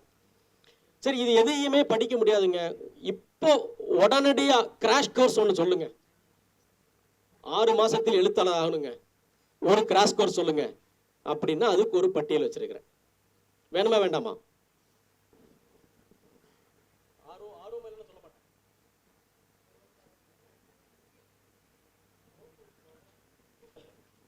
ஆறே மாதத்தில் யுவ புரஸ்கார், உயிர்மை விருது, சீரோ டிகிரி இலக்கிய விருது, விஷ்ணுபுரம் குமரகுருபரன் விருது, இதெல்லாம் வேணுமா வேண்டாமா? ஆறே மாதத்தில் எழுத்தாளர்கள் ஆகிறதுக்காக ஒரு இவ்வளோ புத்தகத்தை படிக்க முடியலன்னா கூட ஒரு ரைட்டரா ஆகிறவங்களுக்கு உதவி செய்யும் பொருட்டு தமிழில் சில புத்தகங்கள் எழுதப்பட்டிருக்கு. இது வரைக்கும் சொன்ன பெயர்கள் பயன்படுத்திய நீங்க குறிப்பெடுக்கலனாலும் கூட பரவாயில்ல. இந்த புத்தகங்களை நீங்க ஒரு உடனடி வாசிப்புக்கு வச்சுக்கலாங்கிறது என்னுடைய பரிந்துரை. அதுல ஜெயமோகன் எழுதின 3 புத்தகங்களை பிரிஸ்கிரைப் பண்றேன் கிராஷ் கோர்ஸா. ஒன்று எழுதும் கலை, இன்னொன்னு நாவல் கோட்பாடு அப்படிங்கிற பெயர்ல நாவல்கள் எவ்வளவு வடிவங்கள்ல நாவல்கள் எழுதப்பட்டிருக்கு, அதுல என்னென்ன நம்ம எதிர்பார்க்கலாம், என்ன எதிர்பார்க்க கூடாது அப்படிங்கிற ஒரு விஷயத்தை பத்தி ஒரு முழுமையான பார்வையை கொடுக்கக்கூடிய ஒரு புத்தகமாக இருக்கும் அந்த நாவல் கோட்பாடு. இன்னொன்னு நவீன தமிழ் இலக்கியம் ஓர் அறிமுகம்னு ஜெயமோகன் புக் எழுதியிருக்காரு. அது மாடர்ன் தமிழ் லிட்ரேச்சர்ல பாரதிக்கு பின்பு இப்ப வரைக்கும் வந்தவர்களுடைய மிகச்சிறந்த ஆக்கங்களை பற்றின ஒரு புத்தகம். அசோகமித்திரன் படைப்பு கலை அப்படின்னு ஒரு புக் எழுதியிருக்காரு, காலச்சுவடுல வந்திருக்காது. அது ஒரு சுருக்கமான ஒரு அறிமுகமாக தான் நல்ல ஒரு புத்தகம். இன்னொரு புத்தகம் எனக்கு ஒரு பைபிள் போன்றது, அதை நான் மீண்டும் மீண்டும் மீண்டும் மீண்டும் படிப்பேன். அது வியத்தலும் இளமேங்கிற பேர்ல முத்துலிங்கம் சார் அவரை இன்ஸ்பயர் பண்ண சர்வதேச எழுத்தாளர்களை துரத்தி ஒவ்வொருத்தருக்கும் 5 வருஷம் 6 வருஷம் காத்திருந்து அவங்க கிட்ட அப்பாயின்மெண்ட் வாங்கி இன்டர்வியூ பண்ணி தொகுத்து போட்ட ஒரு புத்தகம். தமிழுடைய மிகப்பெரிய வரப்பிரசாதம்னு சொல்லலாம். அதுல அந்த புத்தகத்தில் இருக்கக்கூடிய அனைவருமே நோபல் பரிசு பெற்று விட்டார்கள். அந்த புத்தகத்தில் அவர் பேட்டி கண்ட அனைவருமே புக்கர் பரிசு பெற்று விட்டார்கள். அதுதான் அதுல இருக்கக்கூடிய இன்னொரு பியூட்டி. அது ஒரு நல்ல புத்தகம். சீசு செல்லப்பா அவர் நடத்தின எழுத்து பத்திரிகையில எழுத்தாளர்களை பேட்டி கண்டு எதற்காக எழுதுகிறேன் அப்படிங்கிற பெயர்ல ஒரு தொகுப்பு கொண்டு வந்தார். ஒவ்வொரு ரைட்டரும் நான் ஏன் ரைட்டரான, நான் ஏன் எழுதுறேன் அப்படிங்கிறதுக்கு ஒரு புத்தகம். இதே மாதிரி ஒரு புத்தகத்தை நாரண துரைக்கண்ணன் போட்டிருக்கிறதாக எனக்கு ஞாபகம், புத்தகத்துடைய பேர் எனக்கு மறந்து போச்சு. அதில் அப்புறம் இன்னைக்கு காலையில பாராகவன் சாரோட செஷனை எவ்வளவு பேர் அட்டன் பண்ணீங்க? எல்லாருமே சூப்பர், வெரி குட். அவரு ரைட்டர் ஆகிறதுக்காக 2-3 புத்தகங்கள் எழுதியிருக்காரு, ரொம்ப சிறந்த புத்தகங்கள். அதுல ஒன்று எழுதுதல் பற்றிய குறிப்புகள். ஒரு ரைட்டர் தன்னை எப்படி தயார்படுத்திக்கணும், தன்னை எப்படி ப்ரிப்பேர் பண்ணிக்கணுங்கிறதுக்கான ஒரு புத்தகம் அது. இன்னொரு புத்தகம் எக்ஸலண்ட். எதையுமே எக்ஸலண்டாக செய்கிறது தான் அதோட நோக்கம். ஆனா ஒரு ரைட்டருக்கு அது ரொம்ப தேவையான ஒரு புத்தகம் நான் நினைக்கிறேன். இது தவிர அவருடைய இன்னொரு புத்தகம் இருக்கு, முடிஞ்சா அதை நீங்க படிக்கலாம். உலக புகழ் பெறுவதற்கு 3 வழிகள் அப்படின்னு. அதுவும் ரைட்டர்ஸுக்கு, யங் ரைட்டர்ஸ்க்கு உதவக்கூடிய புத்தகம். அப்புறம் அபிலாஷ் 2 புத்தகம் எழுதியிருக்கார். கொஞ்சம் கடினமான புத்தகம், ஆனால் கவனம் செலுத்தி அவசியம் வாசிக்க வேண்டிய புத்தகம். இங்க இருக்கிறவங்களுக்கு மட்டுமில்ல, ஸ்ருதி டிவி வழியாக இதை பார்த்துக்கிட்டு இருக்கிறவங்களுக்கும் இந்த புத்தகத்தை நான் ரெக்கமெண்ட் பண்றேன். இந்த ரெண்டும் இந்த சூழல்ல போதுமான கவனத்தை பெறவில்லை என்பதனால திரும்ப சொல்றேன். ஒரு புத்தகம் ஏன் வாசிக்க வேண்டும்ங்கிற புத்தகம். வாசிப்பது எப்படிங்கிற என்னுடைய புத்தகம் ரொம்ப அடிப்படையான ஒரு புத்தகம். டீனேஜர்ஸ்க்கு ரீடிங் மேல உள்ள டேஸ்ட்டை உருவாக்குறது அதோடைய நோக்கம். டேஸ்ட் உருவானதுக்கு அப்புறம் என்ன செய்யணுங்கிறதுக்கான ஒரு அருமையான ஒரு ஃபாலோ புத்தகம் வந்து அபிலாஷ் எழுதின ஏன் வாசிக்க வேண்டும் அப்படிங்கிறது ஒரு புத்தகம். இன்னொரு புத்தகம் அபிலாஷ் எழுதினது எழுத்தாளனாக வாழ்வது எப்படி. சார் அதுவும் உயிர்மையில தான் போட்டிருக்கோம்ல, அது இல்லையா? இல்ல, ஓகே ஓகே. அது வந்து எழுத்தாளனாக வாழ்வது எப்படிங்கிற ஒரு புத்தகம். அதுவும் ஒரு ரைட்டிங் கேரியரை எடுத்துக்கொண்டவர்கள் கடைபிடிக்க வேண்டிய அல்லது உருவாக்கி கொள்ள வேண்டிய மனநிலைகளை பத்தின ஒரு புத்தகம். அப்புறம் ரமேஷ் வைத்தியா படைக்கும் கலையில் சிறக்கும் வழிகள் ஒரு புக் எழுதியிருக்கார். அது பெரும்பாலும் குழந்தைகளுக்கும் குழந்தை எழுத்தாளராக ஆகிறவங்களையும் மனதில் வைத்து உருவாக்கப்பட்ட புத்தகம் தான் என்றாலும் கூட ஒரு ரைட்டராக எனக்கு அது நிறைய விதத்துல உதவி பண்ணுச்சு. ஸோ அந்த புத்தகமும் ஒரு நல்ல புத்தகம். இறுதியாக கானா சுப்பிரமணியம் என்று சொல்லக்கூடிய படைக்கும் கலையில் சிறக்கும் வழிகள், அது ரமேஷ் வைத்தியா எழுதின புத்தகம். கானாசு எழுதின படித்திருக்கிறீர்களா அப்படிங்கிற ஒரு புத்தகம். அது பெரும்பாலும் அன்றைய சூழல்ல எழுதப்பட்டு பொது கவனத்துக்கு வராம போன ஆனா நல்ல முக்கியமான ஆக்கங்களை அவரு பொது சமூகத்தினுடைய பார்வைக்கு கொண்டு வரணுங்கிற நோக்கத்துல எழுதின இலக்கிய விமர்சன கட்டுரையுடைய தொகுப்பு அது. இந்த புத்தகங்கள் உடனடியான ஒரு கிராஷ் கோர்ஸ் புத்தகமாக இது உங்களுக்கு இருக்கும். இதற்கு அப்புறமா இந்த புத்தகங்களை படிக்கும் போதே அவசியம் இளம் எழுத்தாளர்கள் செய்ய வேண்டிய ஒரு வேலை, அதை நான் இளமையில செஞ்சேன், உலகம் முழுக்க இருக்கிற எல்லா ரைட்டர்ஸும் செஞ்சிருக்காங்கன்றத நான் அதற்கு அப்புறமா புரிஞ்சுக்கிட்டேன். நீங்க படித்த விஷயங்களை பற்றி குறிப்புகள் எடுத்து ஜேர்னல்ஸ் எழுதுறது, அது என்ன ஃபார்மேட்ல வேணாலும் எழுதலாம். ஆனா நீங்க படிக்கிற புத்தகங்களை பற்றிய குறிப்புகளை நீங்க ஒரு புக்கை படிச்சு முடிச்சுட்டு அது 1 பேஜரோ 2 பக்கமோ 3 பக்கமோ ஒரு குறிப்பை சம்மரி உங்களால எழுத முடியும் என்றால் அதை போல ஒரு புத்தகத்தை உங்க நினைவுல வைத்துக்கிறதுக்கு ஒரு மிகச்சிறந்த வேற வழி கிடையாது. ஒண்ணு. அப்புறம் பொழுதுபோக்குக்காக நம்ம எதையுமே படிக்க வேண்டியதில்லை. இப்போ பொழுது போக்க முடியாமலே இருக்கீங்க. நீங்க பொழுது உங்களுக்கு பத்தலை, காலேஜில் உள்ள அசைன்மெண்ட் எழுத முடியல, எக்ஸ்ட்ரா கரிக்குலர் ஆக்டிவிட்டியை பண்ண முடியல, உங்க காலேஜில் கொடுக்குற அதர் சாஃப்ட் ஸ்கில்ஸை பண்ண முடியல, புதுசாக ரிலீஸ் ஆகிருக்க ஓடிடியில் எவ்வளவோ படங்கள் அதை பார்க்க முடியல, இப்படி செய்ய முடியாத விஷயங்கள் எவ்வளவோ இருக்கு. அப்படி இருக்கும்போது பொழுதுபோக்குக்காக ரேண்டமாக என் கையில் கிடைச்சதை படித்தேன் அப்படின்னு சொல்ல முடியாது, சொல்லக்கூடாது. ஏன்னா நேரமே உங்களுக்கு கம்மி. நாங்கள் இந்த டிஸ்ட்ராக்ஷன் இல்லாத ஒரு பொற்காலத்தில் வாழ்ந்தோம். ஆகவே எங்களால் படிக்க முடிஞ்சது. நீ ஏன் படிக்கலை என்று இன்னைக்கு இந்த 21ஆம் நூற்றாண்டு மனிதனை பார்த்து ஒருத்தன் கேட்டான்னாக்க அது ஒரு பூர்ஷ்வாவாக தான் இருக்க முடியும். பூர்ஷ்வான என்ன? பூர்ஷ்வான என்ன? ஒரு ஆதிக்க மனோநிலையில ஒரு பண்ணை முதலாளி மனநிலையில் இருக்கிறவன் தான் இன்னைக்கு ஒருத்தனை பார்த்து நாயே நீ ஏன் இவ்வளவு படிக்கலன்னு கேட்பான்.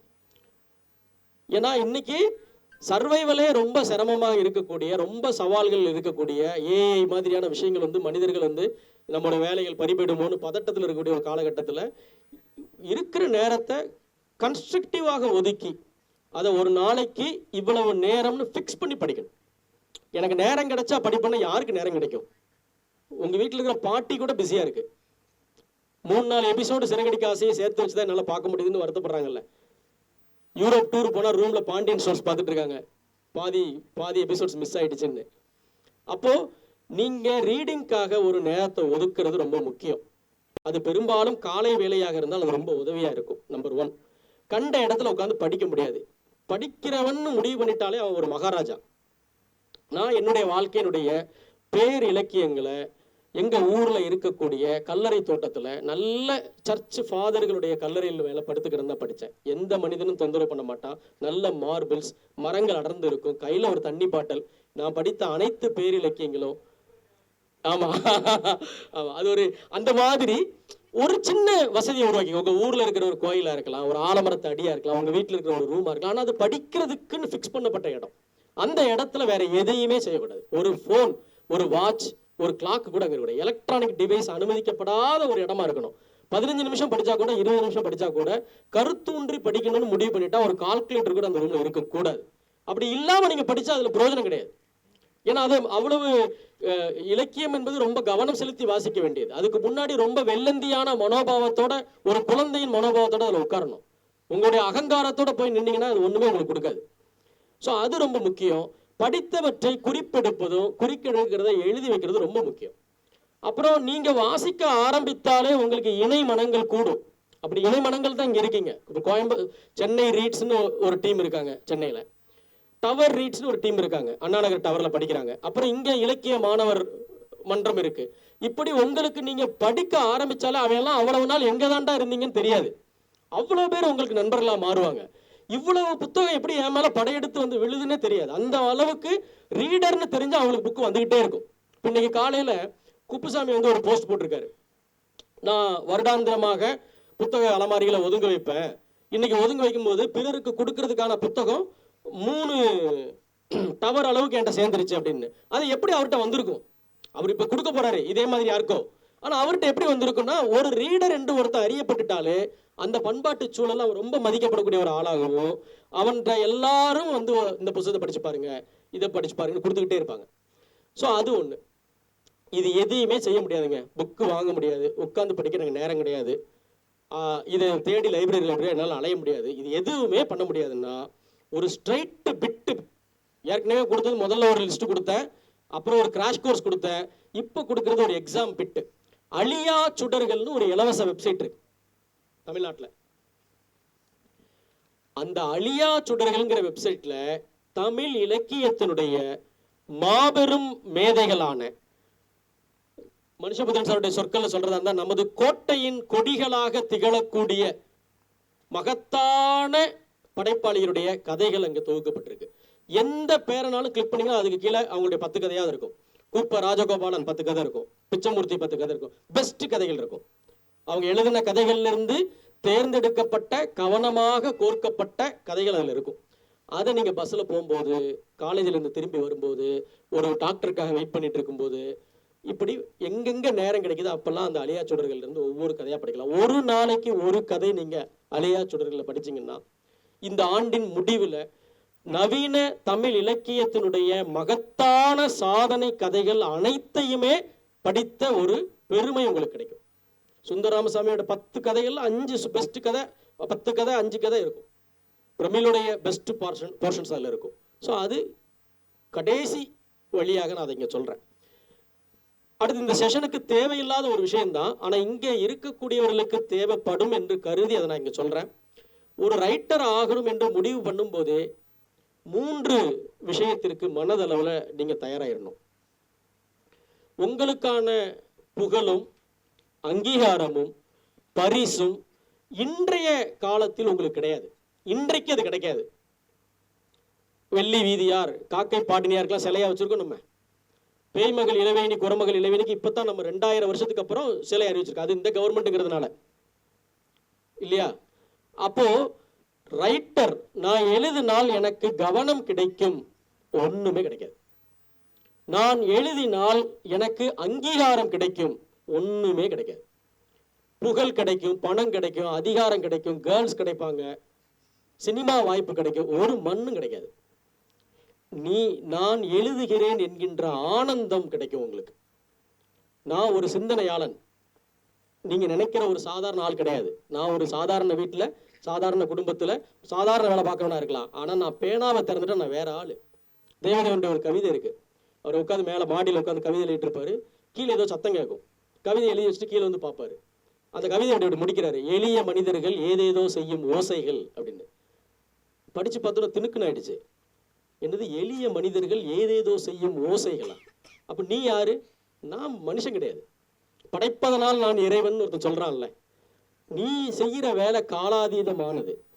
மனுஷபுத்திரன் இன்றைக்கு அவருக்கு எதுவும் கிடைக்காது. 2000 வருஷம் கழிச்சு இந்த மாதிரி செஷன்ல ஒருத்தன், நம்ம இன்னைக்கு பேய்மகள் இளவேணி, குரமகள் இளவேணி பத்தி சொல்லிட்டு இருக்கோம்ல, அங்க ஒருத்தன் மனுஷபுத்திரன் பத்தி சொல்லிட்டு இருப்பான். நீங்க என்றென்றைக்குமான வாழ்க்கையை வாழ்ந்துட்டு இருக்கீங்க. இன்ஸ்டன்ட் கிராட்டிபிகேஷன் வாழ்க்கையில எங்கேயுமே எதிர்பார்க்க கூடாது. இலக்கியத்துல வாழ்நாள் முழுக்க எதிர்பார்க்க கூடாது. கிடைச்சதுன்னா அது ஒரு குருட்டு அதிர்ஷ்டம் தான், தற்செயல் தான். எனக்கு இது கிடைக்கும் என்று எழுதுனா பெயின். ஒருத்தன் வடிக்கலையே, எவ்வளவு பேர் படிச்சிருக்காங்க. இங்கேயே நான் நிறைய நண்பர்களை பார்க்குறேன். அவங்க எழுதின புத்தகத்தை தோல்ல சுமந்துக்கிட்டு இருக்காங்க, ஒவ்வொருத்தையா கொண்டு போய் கொடுத்து கெஞ்சிக்கிட்டு இருக்காங்க. அது செய்ய வேண்டிய அவசியமே இல்லை. எந்த நாய் படித்தாலும் படிக்காட்டாலும் எனக்கு கவலை இல்லை. நான் எழுதத்தான் பிறந்திருக்கிறேன். எனக்கு விருது கொடுத்தாலும் விருது கொடுக்காட்டாலும் பரவாயில்ல, நான் எழுதத்தான் பிறந்திருக்கிறேன். ஜெயமன் அடிக்கடி சொல்லுவார், எனக்கு ஒரு கை சோறு இருந்தாலும் போதும், எழுதத்தான் பிறந்திருக்கேன். கஜகஸ்தான்ல நாங்கள் பயணம் போன போது அவருடைய பாஸ்போர்ட்ல ஒரு சிறிய பிரச்சனை இருந்தது என்று அவரை ஏர்போர்ட்ல பிடிச்சு ஜெயிலில் போட்டாங்க. நார்காட்டிக்ஸ் கைதிகளோட அவர் அடைச்சிட்டாங்க. அவருடைய பாஸ்போர்ட்ல ஒரு பக்கம் மிஸ் ஆயிருந்தது. அதை பத்தி அவரே கற்றளி இருக்காரு. நாங்க பதச்சிட்டோம். மொழி தெரியாத ஒரு நாட்டுல ஏர்போர்ட்ல அரெஸ்ட் பண்ணப்பட்டு ரூம்ல கிடக்கிறாரு.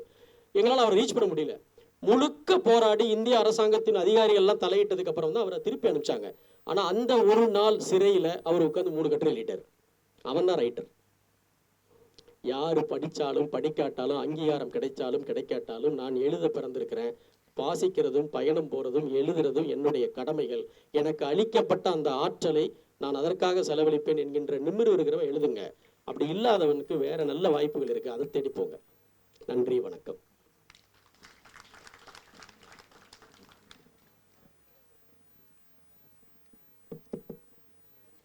நன்றி செல்வேந்திரன், ரொம்ப அழகா. இன்னும் சொல்லப்போனால் ஒரு எப்படி படித்து உருவாகி வரணுங்கிறத ரொம்ப அழகாக எல்லா கோணத்துலேயும் சொன்னீங்க. இதில் முதல் கேள்வி நான் கேட்குறேன், படிக்கிறதுக்கு பதிலாக இப்போ கேட்குற பண்பாடு ரொம்ப ஜாஸ்தியாச்சு. கதை கேட்குறது, கேட்டே ஒன்று உள்வாங்கிக்கிறது. ஒரு நாவல் கூட இப்போல்லாம் சொல்கிறாங்க முழுசா, இப்போ கதையை சொல்கிறாங்க, அதுக்கு ஒரு பெரிய ஃபாலோவர்ஸ் இருக்காங்க. நான் படிக்க மாட்டேன் ஆனால் கதை கேட்பேன் அப்படின்னு சொல்கிறாங்க. இந்த நம்ம ஒன்று நேரடியாக ஒரு புத்தகத்துலேயோ இல்லை ஒரு டிஜிட்டல் ஃபார்ம்லேயோ நம்ம படிக்கிறதுக்கும் ரீட் பண்ணுறதுக்கும் செவியால் கேட்கறதுக்கும் ஒரு இலக்கிய பிரதியை ஒருத்தர் சொல்லியோ வாசிச்சோ கேட்கறதுக்கு இடையில என்ன வித்தியாசம் இருக்குது? நீங்கள் அதை ஒரு சாய்ஸாக நீங்கள் அங்கீகரிப்பீங்களா? சார், நான் தமிழில் ஆடியோ புக்கு வர ஆரம்பித்து 15-20 ஆண்டுகளுக்கு மேலே ஆச்சு. முதல்ல கிழக்கு பதிப்பகம்லாம் கூட நிறைய நல்ல ஆடியோ புத்தகங்கள் போட்டாங்க. அதாவது தேட்டர் எடுத்து நல்ல வாய்ஸ் ஓவர் ஆர்டிஸ்ட்டை வச்சு துல்லியமாக பதிவு செய்யப்பட்ட ஆடியோ புத்தகம். நான் சொல்கிறது யூடியூப்பில் பேசி போடுற ஆடியோ புத்தகங்கள் இல்லை. அந்த காலத்திலிருந்து இப்போ வரைக்கும் கடந்த 15 ஆண்டுகளாக நான் இந்த ஆடியோ வழியாக எதையாவது கேட்டு புரிந்து கொள்றதுக்கான என்னுடைய முயற்சிகள் எல்லாமே எனக்கு ஃபெயிலியர். அது எனக்கு அந்த ஃபேக்கல்ட்டி இல்லையான்னு எனக்கு தெரியல. ஆனால் மனிதன் ரொம்ப தாட்ஸ் அதிகமாக இருக்குது. ஒரு ஒரு ஒரு நாளைக்கே ஒரு மனிதனுக்கு 60,000 தாட்ஸ் வருதுன்றாங்க. படிக்கும்போது இந்த தாட்ஸ் கொஞ்சம் டீவியேட் ஆனால் அதை கொஞ்சம் அதட்டி கவனத்தை கொண்டு வர முடியுது. ஆனால் பயணம் பண்ணும்போதோ அல்லது வேறு வேலைகளை செய்து கொண்டோ அதுக்கு காது கொடுக்கும்போது எனக்கு பர்சனலாக என்னால் ஒரு ஆடியோ புத்தகத்தை கூட கம்ப்ளீட் பண்ண முடியல. அந்த ஆடியோ புத்தகத்திலிருந்து டேக் அவேன்னு எதுவும் என்னால் எடுத்துக்க முடியல. ஆனால் மாறாக நான் சில நேரங்களில் குளிக்கும்போது குறிப்பாக உரைகள் கேட்பேன். இப்போ நேற்றுக்கு நீங்கள் நடந்த உரைகள் கூட பாத்ரூமில் ஃபோனை வச்சு கேட்கப்படுது. காரில் போகும்போது உரைகள் கேட்குறேன். பெரும்பாலும் அது எனக்கு 10% 15% தான் எனக்கு வந்து சேருது. அதில் நிறைய லேப்ஸ் ஆகுது. அப்புறம் சிலருக்கு முடியாதவர்களுக்காக ஆடியோ தேவை. உதாரணமாக கோவை ஞானி என்று ஒரு மாபெரும் அறிஞர் இருந்தார், மார்க்சிய அறிஞர், இலக்கிய திறனாய்வாளர். அவருக்கு திடீர்னு அவருக்கு கண் பார்வை போயிடுச்சு. கண் பார்வை போனதுக்கு அப்புறமா ஒரு உதவியாளரை வைத்துக்கொண்டு 20-25 ஆண்டுகள் இலக்கியத்திற்கு பங்களிப்பாற்றினவர். அவர் கதைகளே படிக்கிறதுக்கு வாய்ப்பு இல்லை, இப்போ படித்து சொல்கிறதுக்கான உதவியாளர்கள் இல்லைன்னு ஒரு தடவை சொல்லும்போது ரொம்ப ஷாக்காக இருந்தது. இப்போ அவர் கேட்க ஆசைப்பட்டார் என்பதற்காகவே நானும் என்னுடைய நண்பர் நரேனும் சேர்ந்து கதைகள் எல்லாத்தையும் பேசி யூடியூப்பில் போட்டு ரெக்கார்ட் பண்ணி அவர்கிட்ட கொண்டு போய் கொடுத்தோம். அப்போ தான் ஒரு விஷயம் புரிஞ்சது. நாம் ஆடியோ புக்குங்கிறது ஒரு மூளைச்சோம்பலுக்கு உள்ளானவர்களுக்கு மட்டும்தான் நம்ம நினச்சிட்ருக்கோம். ஆனால் அப்படி இல்லை. கண் பார்வை இல்லாதவர்கள், நோயாளிகள், வயதானவர்களுக்கு இது ரொம்ப உதவியாக இருக்குது. இப்போது ரம்யா மாதிரியான ஆட்கள் நிறைய கதைகளை பேசி ஆடியோ புக்காக போடுறாங்க. அதுக்கு நிறைய பயனாளிகள் இருக்காங்க. ஆனால் இளைஞர்களுக்கு நான் அதை பரிந்துரைக்க மாட்டேன். ஏன்னா மூளையை மேலும் மேலும் சொடுக்க வேண்டிய வயசு இது. உங்களுக்கு சோம்பாலித்தனமான குறுக்கான வழியாக போய் எதையுமே நினைவு வச்சுக்க முடியாது. அதாவது இமயம் சாருடைய ஒரு நாவலை படிக்கிற ஒருத்தனுக்கு, இப்போ செல்லாத பணம்ங்கிற ஒரு நாவலை வாசித்து முடிக்கிறவனுக்கு அந்த நாவல் கதாபாத்திரங்களோடு வாழ்ந்த ஒரு வாழ்பனுபவம் இருக்கு. அந்த அந்த விளிம்பு நிலையில் இருக்கக்கூடிய மக்களினுடைய உணர்வு சிக்கல்கள், பண்பாட்டு சிக்கல்கள், வாழ்க்கை சிக்கல்கள் புரியும். அதுக்கு பதிலாக அந்த கதையை இன்னொருத்தர் ஆடியோவில் சொல்லியிருக்காரு அல்லது சுருக்கமாக சொல்லியிருக்காருன்னு அதை கேட்டவங்களுக்கு நினைவு வைக்க முடியாது. நான் ஒரு நாளைக்கு பர்ப்ளெக்சிட்டின்ற ஏஐல 100 கேள்விகள் கேட்டு விடை வாங்குறேன். சாட்ஜிபிட்டியோட அது கொஞ்சம் பெட்டர். தகவல் திரட்டோட அது கொஞ்சம் தகவல்களை வேறு வேறு இடங்கள்லேருந்து கிராப் பண்ணி கொடுக்கும். ஆனால் அந்த 100 கேள்விகளும் அந்த 100 விடைகள் எனக்கு நினைவில் இருக்கிறது இல்லை. ஆனால் எப்பயோ படித்த காந்தியுடைய வாழ்க்கையில் படித்தக்கூடிய சம்பவங்கள் எல்லாம் துல்லியமாக பேர்களோட வருது. மனோபென் பேர்லேருந்து காந்தி கூட இருந்த தேசாய் பேர்லேருந்து அத்தனை துல்லியமாக இந்த நேரம் இந்த இடத்துல வச்சு அப்படின்னு சொல்கிற மாதிரி. முந்தானால் இந்த கதைகளை பற்றி பேசி ஒரு நண்பர் சொன்னார், சபர்மதி ஆசிரமத்துடைய ஒவ்வொரு செங்கலும் எனக்கு தெரியுது அப்படின்னு. அது ஒரிஜினல் ரீடிங்கோடைய பவர்னு நான் நினைக்கிறேன். ஆக நான் அதை ரெக்கமெண்ட் பண்ணலை உங்களுக்கு. அதில் ஒரு துணை கேள்வியாக என்னென்னா, ஒரு கதையை நம்ம எதுக்காக படிக்கிறோம்? அதில் வெறும் கதை மட்டும்தான் இருக்கா? அதுக்குள்ள இருக்கக்கூடிய சொல்லாடல்கள், மொழிச்சேர்க்கை, உணர்வுகள், சைலன்ஸ், அப்புறம் அபூர்வமான வாக்கியங்கள். ஒரு கதையை சொல்கிறப்போ இது எல்லாத்தையுமே இந்த கதை உதிர்த்துதுன்னு நான் நினைக்கிறேன். சொல்கிறப்போ உதாரணமாக லாசார் அம்மவர்தத்தோட புற்று கதை இருக்கு இல்லையா? அந்த கதை எனக்கு கிட்டத்தட்ட மறந்து போச்சு. நான் பல வருஷங்களுக்கு முன்னாடி படித்தது. ஆனால் அது ஒரு வாக்கியம் இருக்குது, நானாக அழிந்தாலும் அழிவேனே தவிர பிறர் என்னை அழிக்க விட மாட்டேன்னு. எனக்கு அவ்வளோதான் தேவை. அப்போ கதைங்கிறது ஒரு பேக்ட்ராப் மட்டும்தான். பேக்ட்ராப்பே நம்ம எப்படி எசன்ஸாக முன்வைக்கிறோம் அப்படிங்கிறது ஒரு பெரிய டேஞ்சர் இதில் இருக்குது. அதாவது புது வாசகர்களுக்கு, வாசிப்பு பழக்கம் இல்லாதவங்களுக்கு அது அது ஒரு திறவுகோல். அதை தாண்டி அதையே வந்து ஒரு சோர்ஸாக மாற்றுறதுங்கிறது நிறைய பேருக்கு வந்து இன்னைக்கு ஒரு ஹேபிட்டாக மாறிடுச்சு.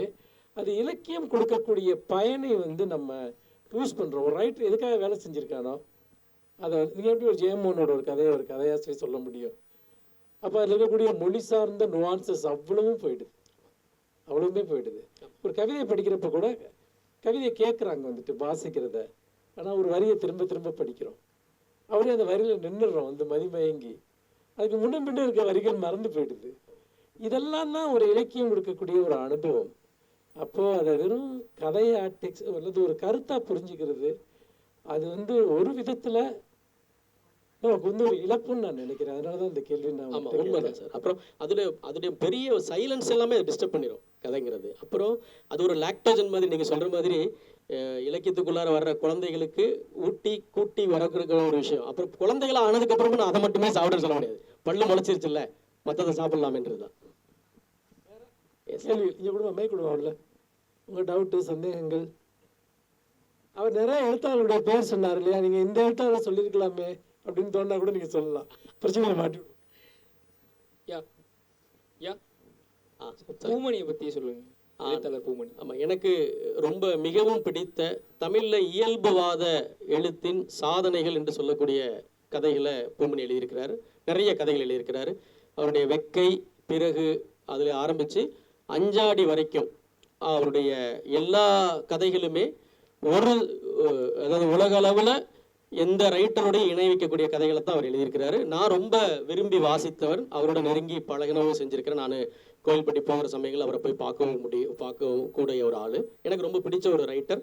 அப்புறம் அஞ்சாடி மாதிரியான ஒரு நாவலை அவர் எந்த வயதில் எழுதுகிறார், எவ்வளவு சூழ்நிலைகளுக்கு மத்தியில் எழுதுறாருன்றது ரொம்ப முக்கியமானது. அவருக்கு கை ரொம்ப நடுங்கிக்கிட்டே இருக்கும். அவருடைய எழுத்து என்பது இசிஜி ரிப்போர்ட் மாதிரி தான் இருக்கு. அவருடைய மனைவியை தவிர வேற யாராலையும் அதை வாசிக்க முடியாது. அவ்வளோ பெரிய அஞ்சாடி நாவலை அந்த இசிஜி ரிப்போர்ட்டை பார்த்து அதை டைப் பண்ணி கொடுத்த அந்த அம்மா தான் ஒரு மாபெரும் சாதனையாளர் எனக்கு தோணும் எப்பவுமே. பூமணி வந்து எப்போ யார் வேணாலும் எந்த தருணத்தில் வேணாலும் படிக்க வேண்டிய மிக மிக அழகுணர்ச்சியும் அதே சமயத்தில் மிக வலிமையான கதைகள். அதை எக்ஸ்பிளிசிட்டாக சொல்லாமல் உள்ள வச்சிருப்பாரு, ரொம்ப ஆழத்துக்குள்ளார வச்சிருப்பாரு. அதை ஏற்கனவே அசுரன் படத்தின் வழியாக நீங்கள் அவருடைய கதைகளை தெரிஞ்சிருப்பீங்க. பட் அது வந்து அவருடைய படத்தினுடைய ஒரு 1/100 பங்கு தான் அந்த படத்தில் வெளிப்பட்டிருக்கு. ஸோ அது பூமணி படித்து படிக்கலாம். அது சொல்லாததுக்கு காரணம் வந்து நிறைய டம்ப் பண்ணிடக்கூடாதுன்னு ஒரு கான்சியஸில் இருந்தேன். ஆனாலும் என்னை மீறி நிறைய ரைட்டரோட பேர் சொல்லிட்டேன். சார் சார் இது அதே மாதிரி இந்த சாய்வு நாற்காலி, கடலோர கிராமத்தின் கதை, இந்த மாதிரி தோப்பில் முகமது மீரானுடைய நாவல்கள். ஆமாம், அதுவும் இஸ்லாமிய சமூகத்தினுடைய வாழ்க்கையை தமிழில் நிறைய பேர் எழுதியிருக்காங்க. இப்பவும் தொடர்ச்சியாக வருது. அவை அனைத்துமே நல்ல நல்ல கலை சாதனைகளும் அதில் நிறைய நடந்திருக்கு. நான் விரும்பி படிச்சிருக்கேன். அதே மாதிரி ஒரு கரித்துண்டுன்னு ஒரு நாவல் மூவோடது ரொம்ப காலத்துக்கு முன்னாடி படிச்சேன். வந்து அதனுடைய அந்த தாக்கங்கள் வந்து அப்படியே இருக்கும். அந்த இது அப்படியே ஞாபகப்படுத்துற மாதிரி இருக்கும். ஆமாம், பொதுவாக இந்த மாதிரி சபையில் அந்த மாதிரி புத்தகங்கள்லாம் சொன்னால் வயசை கண்டுபிடிச்சிருவாங்க அப்படிங்கிற ஒரு ஆபத்து இருக்குது. எங்கள் அப்பாவுக்கு கரித்துண்டு ரொம்ப பிடிக்கும். கல்லோ காவியம் மூலம் அந்த காலகட்டத்தில் மூவாவால் எழுதப்பட்டது. அதுலேயும் குறிப்பாக அதில் ஒரு நேபாளி வந்து அந்த ஏரியாவை ஃபுல்லாக காவல் காத்துட்டு அதுக்கான பணத்தை பெறுவதற்கு எவ்வளவு தூரம் வளைஞ்சு குலைஞ்சு நெளிஞ்சு தயங்கி வந்து கேட்குறான்ற ஒரு பிக்சர் வந்து எங்கள் அப்பா அடிக்கடி சொல்லுவார். ரொம்ப டச்சிங்காக இருக்குன்னு சொல்லி. தேங்க்யூ. இப்போ வந்து அழியா சுடர்கள் அப்படின்னு சொல்லி ஒரு ஃப்ரீ வெப்சைட் சொன்னீங்க இல்லையா? ஆமாம், தளம். அது மாதிரி நிறைய ஆப்ஸ் கூட இருக்குதுன்னு நினைக்கிறேன். அதான் நான் சொன்னது கடைசியாக சொன்னது, அது வந்து ஒரு பிட்டு மாதிரி தான். எதுவுமே முடியலன்னு அதை வச்சுக்கோங்கன்னு சொல்கிறது. அப்படி நிறைய சைட்டுகள் இருக்குது. பட் அது இருக்கிறதுலையே இது வந்து ஒரு மோர் கியூரேட்டட் பேஜுங்கிறதுனால இதை ரெக்கமெண்ட் பண்ணேங்க. அது மாதிரி நம்ம வந்து தொடர்ந்து படித்து கொண்டும் இருக்கணும், குறிப்புகளும் எடுக்கணும், ஜேர்னல்ஸு சம்மரி இதெல்லாம் எழுதி கொண்டு இருக்கணும். அப்படிங்கிறதுக்காக வேண்டி இந்த வாசிப்பு குழுமம் நிறைய வந்து முகநூலில் இருக்குது. நம்ம அதில் கூட நம்ம எழுதலாம் அப்படிங்கிற ஒரு நம்ம மாணவர்களுக்கு வந்து அது ஒரு வாய்ப்பாக அமையலாம். அது ஆக்சுவலாக அது வந்து ரொம்ப ஒரு பெரிய பிரச்சனை என்னென்னா, ஒரு ரியல் குழுக்கள் இருக்குது. இப்போ உதாரணமாக கோயம்புத்தூரில் சொல்முகம் அப்படின்னு சொல்லிட்டு ஒரு ரீடிங் கிளப் இருக்குது. உலகத்திலே மிக தீவிரமாக இயங்கிக்கிட்டு இருக்கிற ரீடிங் கிளப்ஸ்னு பார்த்தீங்கன்னா அதில் ஒன்றாக அது இருக்கும். ஏன்னா அந்த ரீடிங் கிளப் வந்து ஒரு மாதத்திற்கு 2 பெரு நாவல்களை படிச்சுட்டு வந்து விவாதம் பண்ணணும். படிக்கலைன்னா வர வேண்டியதில்லை. படிக்காமல் வந்தாங்கன்னா நீங்கள் கிளம்புங்கன்னு சொல்லி அனுப்பிச்சிடுவாங்க. அது ரொம்ப சீரியஸான ஒரு ரீடிங் கிளப். ரொம்ப சீரியஸாக ஒரு 80 பேர் 85 பேர் மாதத்திற்கு ஒரு முறை கூடி ஒரு சர்வதேச நாவல், ஒரு இந்திய நாவல், அதுதான் அவங்களோடது. இந்த மாதிரி ஆஃப்லைன் ரீடிங் இருக்கு இல்லையா, இது ஒரு இப்போ நான் சொல்லணும்னா இந்த சொல்முகங்கிற பேரே அவங்க யாருக்கும் தெரியாது. அண்ணா நகர் ரீட்ஸ் நம்ம சொன்னோம், சென்னை ரீட்ஸ் சொன்னதெல்லாம் நாங்கள் சொன்னாலும் தெரியாது. ஆனால் இந்த ப்ரிட்டன்ஷியஸ் ரீடிங் ஒன்று இருக்குது சோஷியல் மீடியாவில். அதுக்கு புக்கை ரேப்பரை சேவ் பண்ணி ரேப்பரோட பேக் சைடில் என்ன கண்டென்ட் இருக்கோ அதை சேவ் பண்ணி அந்த குரூப்பில் போட்டால் போதும். அது எழுதப்பட்டதா, வாசிக்கப்பட்டுச்சா, அதில் அவனுக்கு என்ன கிடச்சிது, அதை எழுதாமல் அதோடைய கதை சுருக்கத்தில் எழுதுவாங்க. சினிமா விமர்சனம்ன்ற பேரில் சினிமா கதை சுருக்கம் எழுதுகிற மாதிரி ஒரு நிறைய ப்ரிட்டன்ஷியஸ் ரீடிங் குரூப் ஃபேஸ்புக்கில் ரொம்ப ஆக்டிவாக இருக்குது. அது தேவையில்லைன்னு நான் நினைக்கிறேன். இவங்க ஆஃப்லைனில் ஒருத்தருக்கு ஒருத்தர் நேரில் சந்தித்து புத்தகத்தை பற்றி பேசுறதுக்கு இணையாக அது மாறாதுன்னு தோணுது எனக்கு. ஓகே சார், நன்றி. வேற இளைஞர்களுக்கு கேள்விகள் இருந்தால் கேள்வி. ஐயா வணக்கங்க. ஆமாம். இல்லை, இந்த செல்வேந்திரன் இப்போ சொன்ன விஷயத்த வந்து நான் ரொம்ப முக்கியமான ஒரு விஷயமா நினைக்கிறேன். ஏன்னு கேட்டிங்கன்னா, நீ எதை எழுதினாலும் நாங்கள் பப்ளிஷ் பண்ணுவோம், எதை எழுதினாலும் லைக் பண்ணுவோம், எதை எழுதினாலும் நாங்கள் கொண்டாடுவோம். உண்மையிலே நான் நினச்சி பார்க்குறேன், என்னுடைய எங்கேஜில் அன்னைக்கு சீனியர் ரைட்டர்ஸாக இருந்தவங்ககிட்ட ஒரு சின்ன அங்கீகாரம் வாங்குறதுக்காக அவங்கக்கிட்ட 10 வருஷம் செருப்படி வாங்கின அனுபவங்கள்லாம் இருக்குது. உனக்கு எழுத தெரியாதுன்னு சொல்லிகிட்டே இருப்பாங்க. பிடிவாதமாக அவங்க உட்காந்து உனக்கு எழுதி காட்டுறேன்னு சொல்லி அது போராடிட்டே இருந்திருக்கும். இது எதுக்குன்னு கேட்டோன்னா, இந்த குரூப்ஸ், இந்த சோஷியல் மீடியா வந்து இதில் ஒரு பெரிய பிரச்சனை. எல்லாத்துக்கும் எழுதுறதுக்கு வாய்ப்பு கொடுத்தது. ஆனால் நம்ம எழுதுறது எழுத்து தானா? பிரம்மபுத்தன் கேட்பார்ல, வாழ்வதாக சொல்கிறோம் உண்மையில் வாழ்கிறோமான்ட்டு. எழுதுறதான் சொல்கிறோம், உண்மையிலேயே எழுதுறோமா அப்படிங்கிற ஒரு கேள்வி நமக்கு வருது. அப்போ யாராவது நம்மளை வந்து நெறிப்படுத்தணும். மொழின்னா என்ன, இலக்கியம்னா என்ன, படைப்புனா என்னென்ன. நமக்கு அது பப்ளிஷ் ஆனவொன்னே இப்போ சில பேர்லாம் வந்து பார்த்திங்கன்னா ரொம்ப எங்கேஜ்லேயே புக்கு பப்ளிஷ் பண்ணுறாங்க. தப்பு இல்லை. இப்போ ஒரு காலேஜில் படிச்சுட்டு இருக்கையில் அவங்களே இந்த பிஓடியில் புக்கு போடுவாங்க, அந்த சர்க்கிளில் ரீடு டிஸ்ட்ரிபியூட் பண்ணுவாங்க. ஆனால் தமிழில் 2000 வருஷமாக வந்து கவிதை எழுதுகிறோம், ஒரு 100-150 வருஷமாக கதை எழுதுகிறோம். அவ்வளோ பேர் நமக்கு முன்னாடி இருக்காங்க. இந்த வரிசையில் நம்ம இருக்கோமா, இல்லை நமக்கு ஏதோ ஒன்று தெரியும்னு ஏதோ ஒன்று எழுதுகிறோமா? இதுதான் ரொம்ப ரொம்ப முக்கியம். அப்போ இந்த குரூப் எல்லாமே என்ன பண்ணுதுன்னா, ஒரு உடனடியான செயற்கையான ஒரு கற்பனையான அங்கீகாரத்தை கொடுக்குது. நம்மளை அந்த அங்கீகாரத்தை எடுத்துக்கிட்டு நம்மளும் போயிடுறோம். சொசைட்டியில் எவனுமே நம்மளை ரைட்டராக ஏற்றுக்க மாட்டான். அப்புறம் அந்த அந்த பீரியட் முடிஞ்ச நம்ம காணா போயிடுவோம். அதனால அவர் சொல்கிறது ஏன் வந்து அலியா சௌதரி சொல்கிறாருன்னா, அதில் ஒரு செலெக்ஷன் ப்ராசஸ் இருக்குது. இதுதான் தமிழனுடைய முக்கியமான கதைகள், இதில் தான் லாங்குவேஜுக்கான உங்களுக்கு ஒரு ஹெல்ப் பண்ணக்கூடிய விஷயம்னு. அதனால என்னன்னா, அந்த செலக்டிவிட்டி ரொம்ப ரொம்ப முக்கியம். நம்ம வந்து நிறைய குரூப் இருக்குது, எல்லாமே குரூப் கிடையாது. எழுதப்பட்டது எல்லாமே புஸ்தகம் இல்லை இல்லையா, அது பிரிண்ட் பண்ணப்பட்ட எல்லாமே புஸ்தகம் கிடையாது. அதே மாதிரி தான் அந்த விஷயம். அவர் அதனால தான் அந்த குரூப்ஸ் பற்றி அவர் ரொம்ப மென்மையாக அவர் அதை கடந்து போகிறாரு. நான் ரொம்ப ஸ்ட்ராங்காக சொல்ல விரும்புகிறேன். ஏன்னா அதில் உருவாகி வந்த ஒருத்தரை காப்பாற்றவே முடியல. ஒன்றும் தெரியாமல் ஒருத்தர் கூட ஏதாவது ஒன்று டீச் பண்ண முடியுது. ஏன்னா எனக்கு வந்து பார்த்தீங்கன்னா இவ்வளோ பேர் 2000 பேர் என்னுடைய போஸ்ட்டை வந்து லைக் பண்ணியிருக்கா, நீங்கள் இந்த கவிதை இல்லைன்னு சொல்கிறீங்க அப்படின்பா. கவிதை இல்லைன்னா அது இல்லை தான், அதுக்கு ஒன்றுமே பண்ண முடியாது. அதுக்காக சொல்கிறேன். முடிச்சிடலாமா? ஐயா வணக்கங்கய்யா. சொல்லுங்க. வணக்கம். ஐயா, நீங்கள் வந்து பேசும்பொழுது இந்த அகராதிகள் நிறைய உருவானது அப்படின்னு சொல்லியிருந்தீங்க. எடுத்துக்காட்டுக்கு பார்த்தீங்கன்னா பொன்மணி குணசேகரன் வந்து கடலூர் மாவட்டங்கள் கண்மணி குணசேகரன் நடுநாட்டு சொல்லகராதி. ஆமாம், அதுபோல் நாஞ்சில்நாதர் வந்து கன்னியாகுமரியை சுற்றின வட்டார வழக்குகளை வந்து அகராதியாக போட்டிருக்காரு அப்படி சொல்லியிருந்தீங்க. இப்படி பேசும்பொழுது நிறைய எழுத்தாளர்கள் வந்து கவிதைகளில் வந்து நிறைய சொற்கள் உருவாக்கி பண்ணுறதா சொன்னீங்க. அப்போது ஐயா மனுஷிபுத்திரன் ஐயா வந்து கவிதைகளில் வந்து நிறைய சொற்கள் உருவாக்கினதாக சொன்னீங்க. அது பிடிச்சிருந்தது. நீங்கள் வந்து உங்களுக்கு பிடிச்ச அல்லது நீங்கள் வியந்த அந்த மாதிரி ஒரு கலைச்சொற்கள் ஐயாவுடைய கவிதைகள் இருந்து ஏதாவது சொல்ல முடியுங்களா? அம்பர துணின்னு சொன்னீங்கல்ல, அப்போ வந்து அம்பர துணி அப்படின்றது வீரர்கள் வந்து அம்பு எய்யக்கூடிய அந்த அம்புகளை வைக்கக்கூடிய கூடை அப்படின்னு சொன்னீங்க. அது போல ஏதாட்டும் ஒரு நல்ல ஒரு சிறப்பான சொற்கள். அது அந்த மாதிரி வினோதமான சொற்சேர்க்கைகள் இருக்குல்ல, அது எனக்கு ரொம்ப பிரியம் உண்டு. நான் அதை எப்பவுமே நான் தனியாக ஒரு ஃபோல்டரில் அதை கலெக்ட் பண்ணுறது உண்டு. இப்போ டக்குன்னு சொன்னோன்னே எனக்கு உடனடியாக ஞாபகத்துக்கு வருது இவர்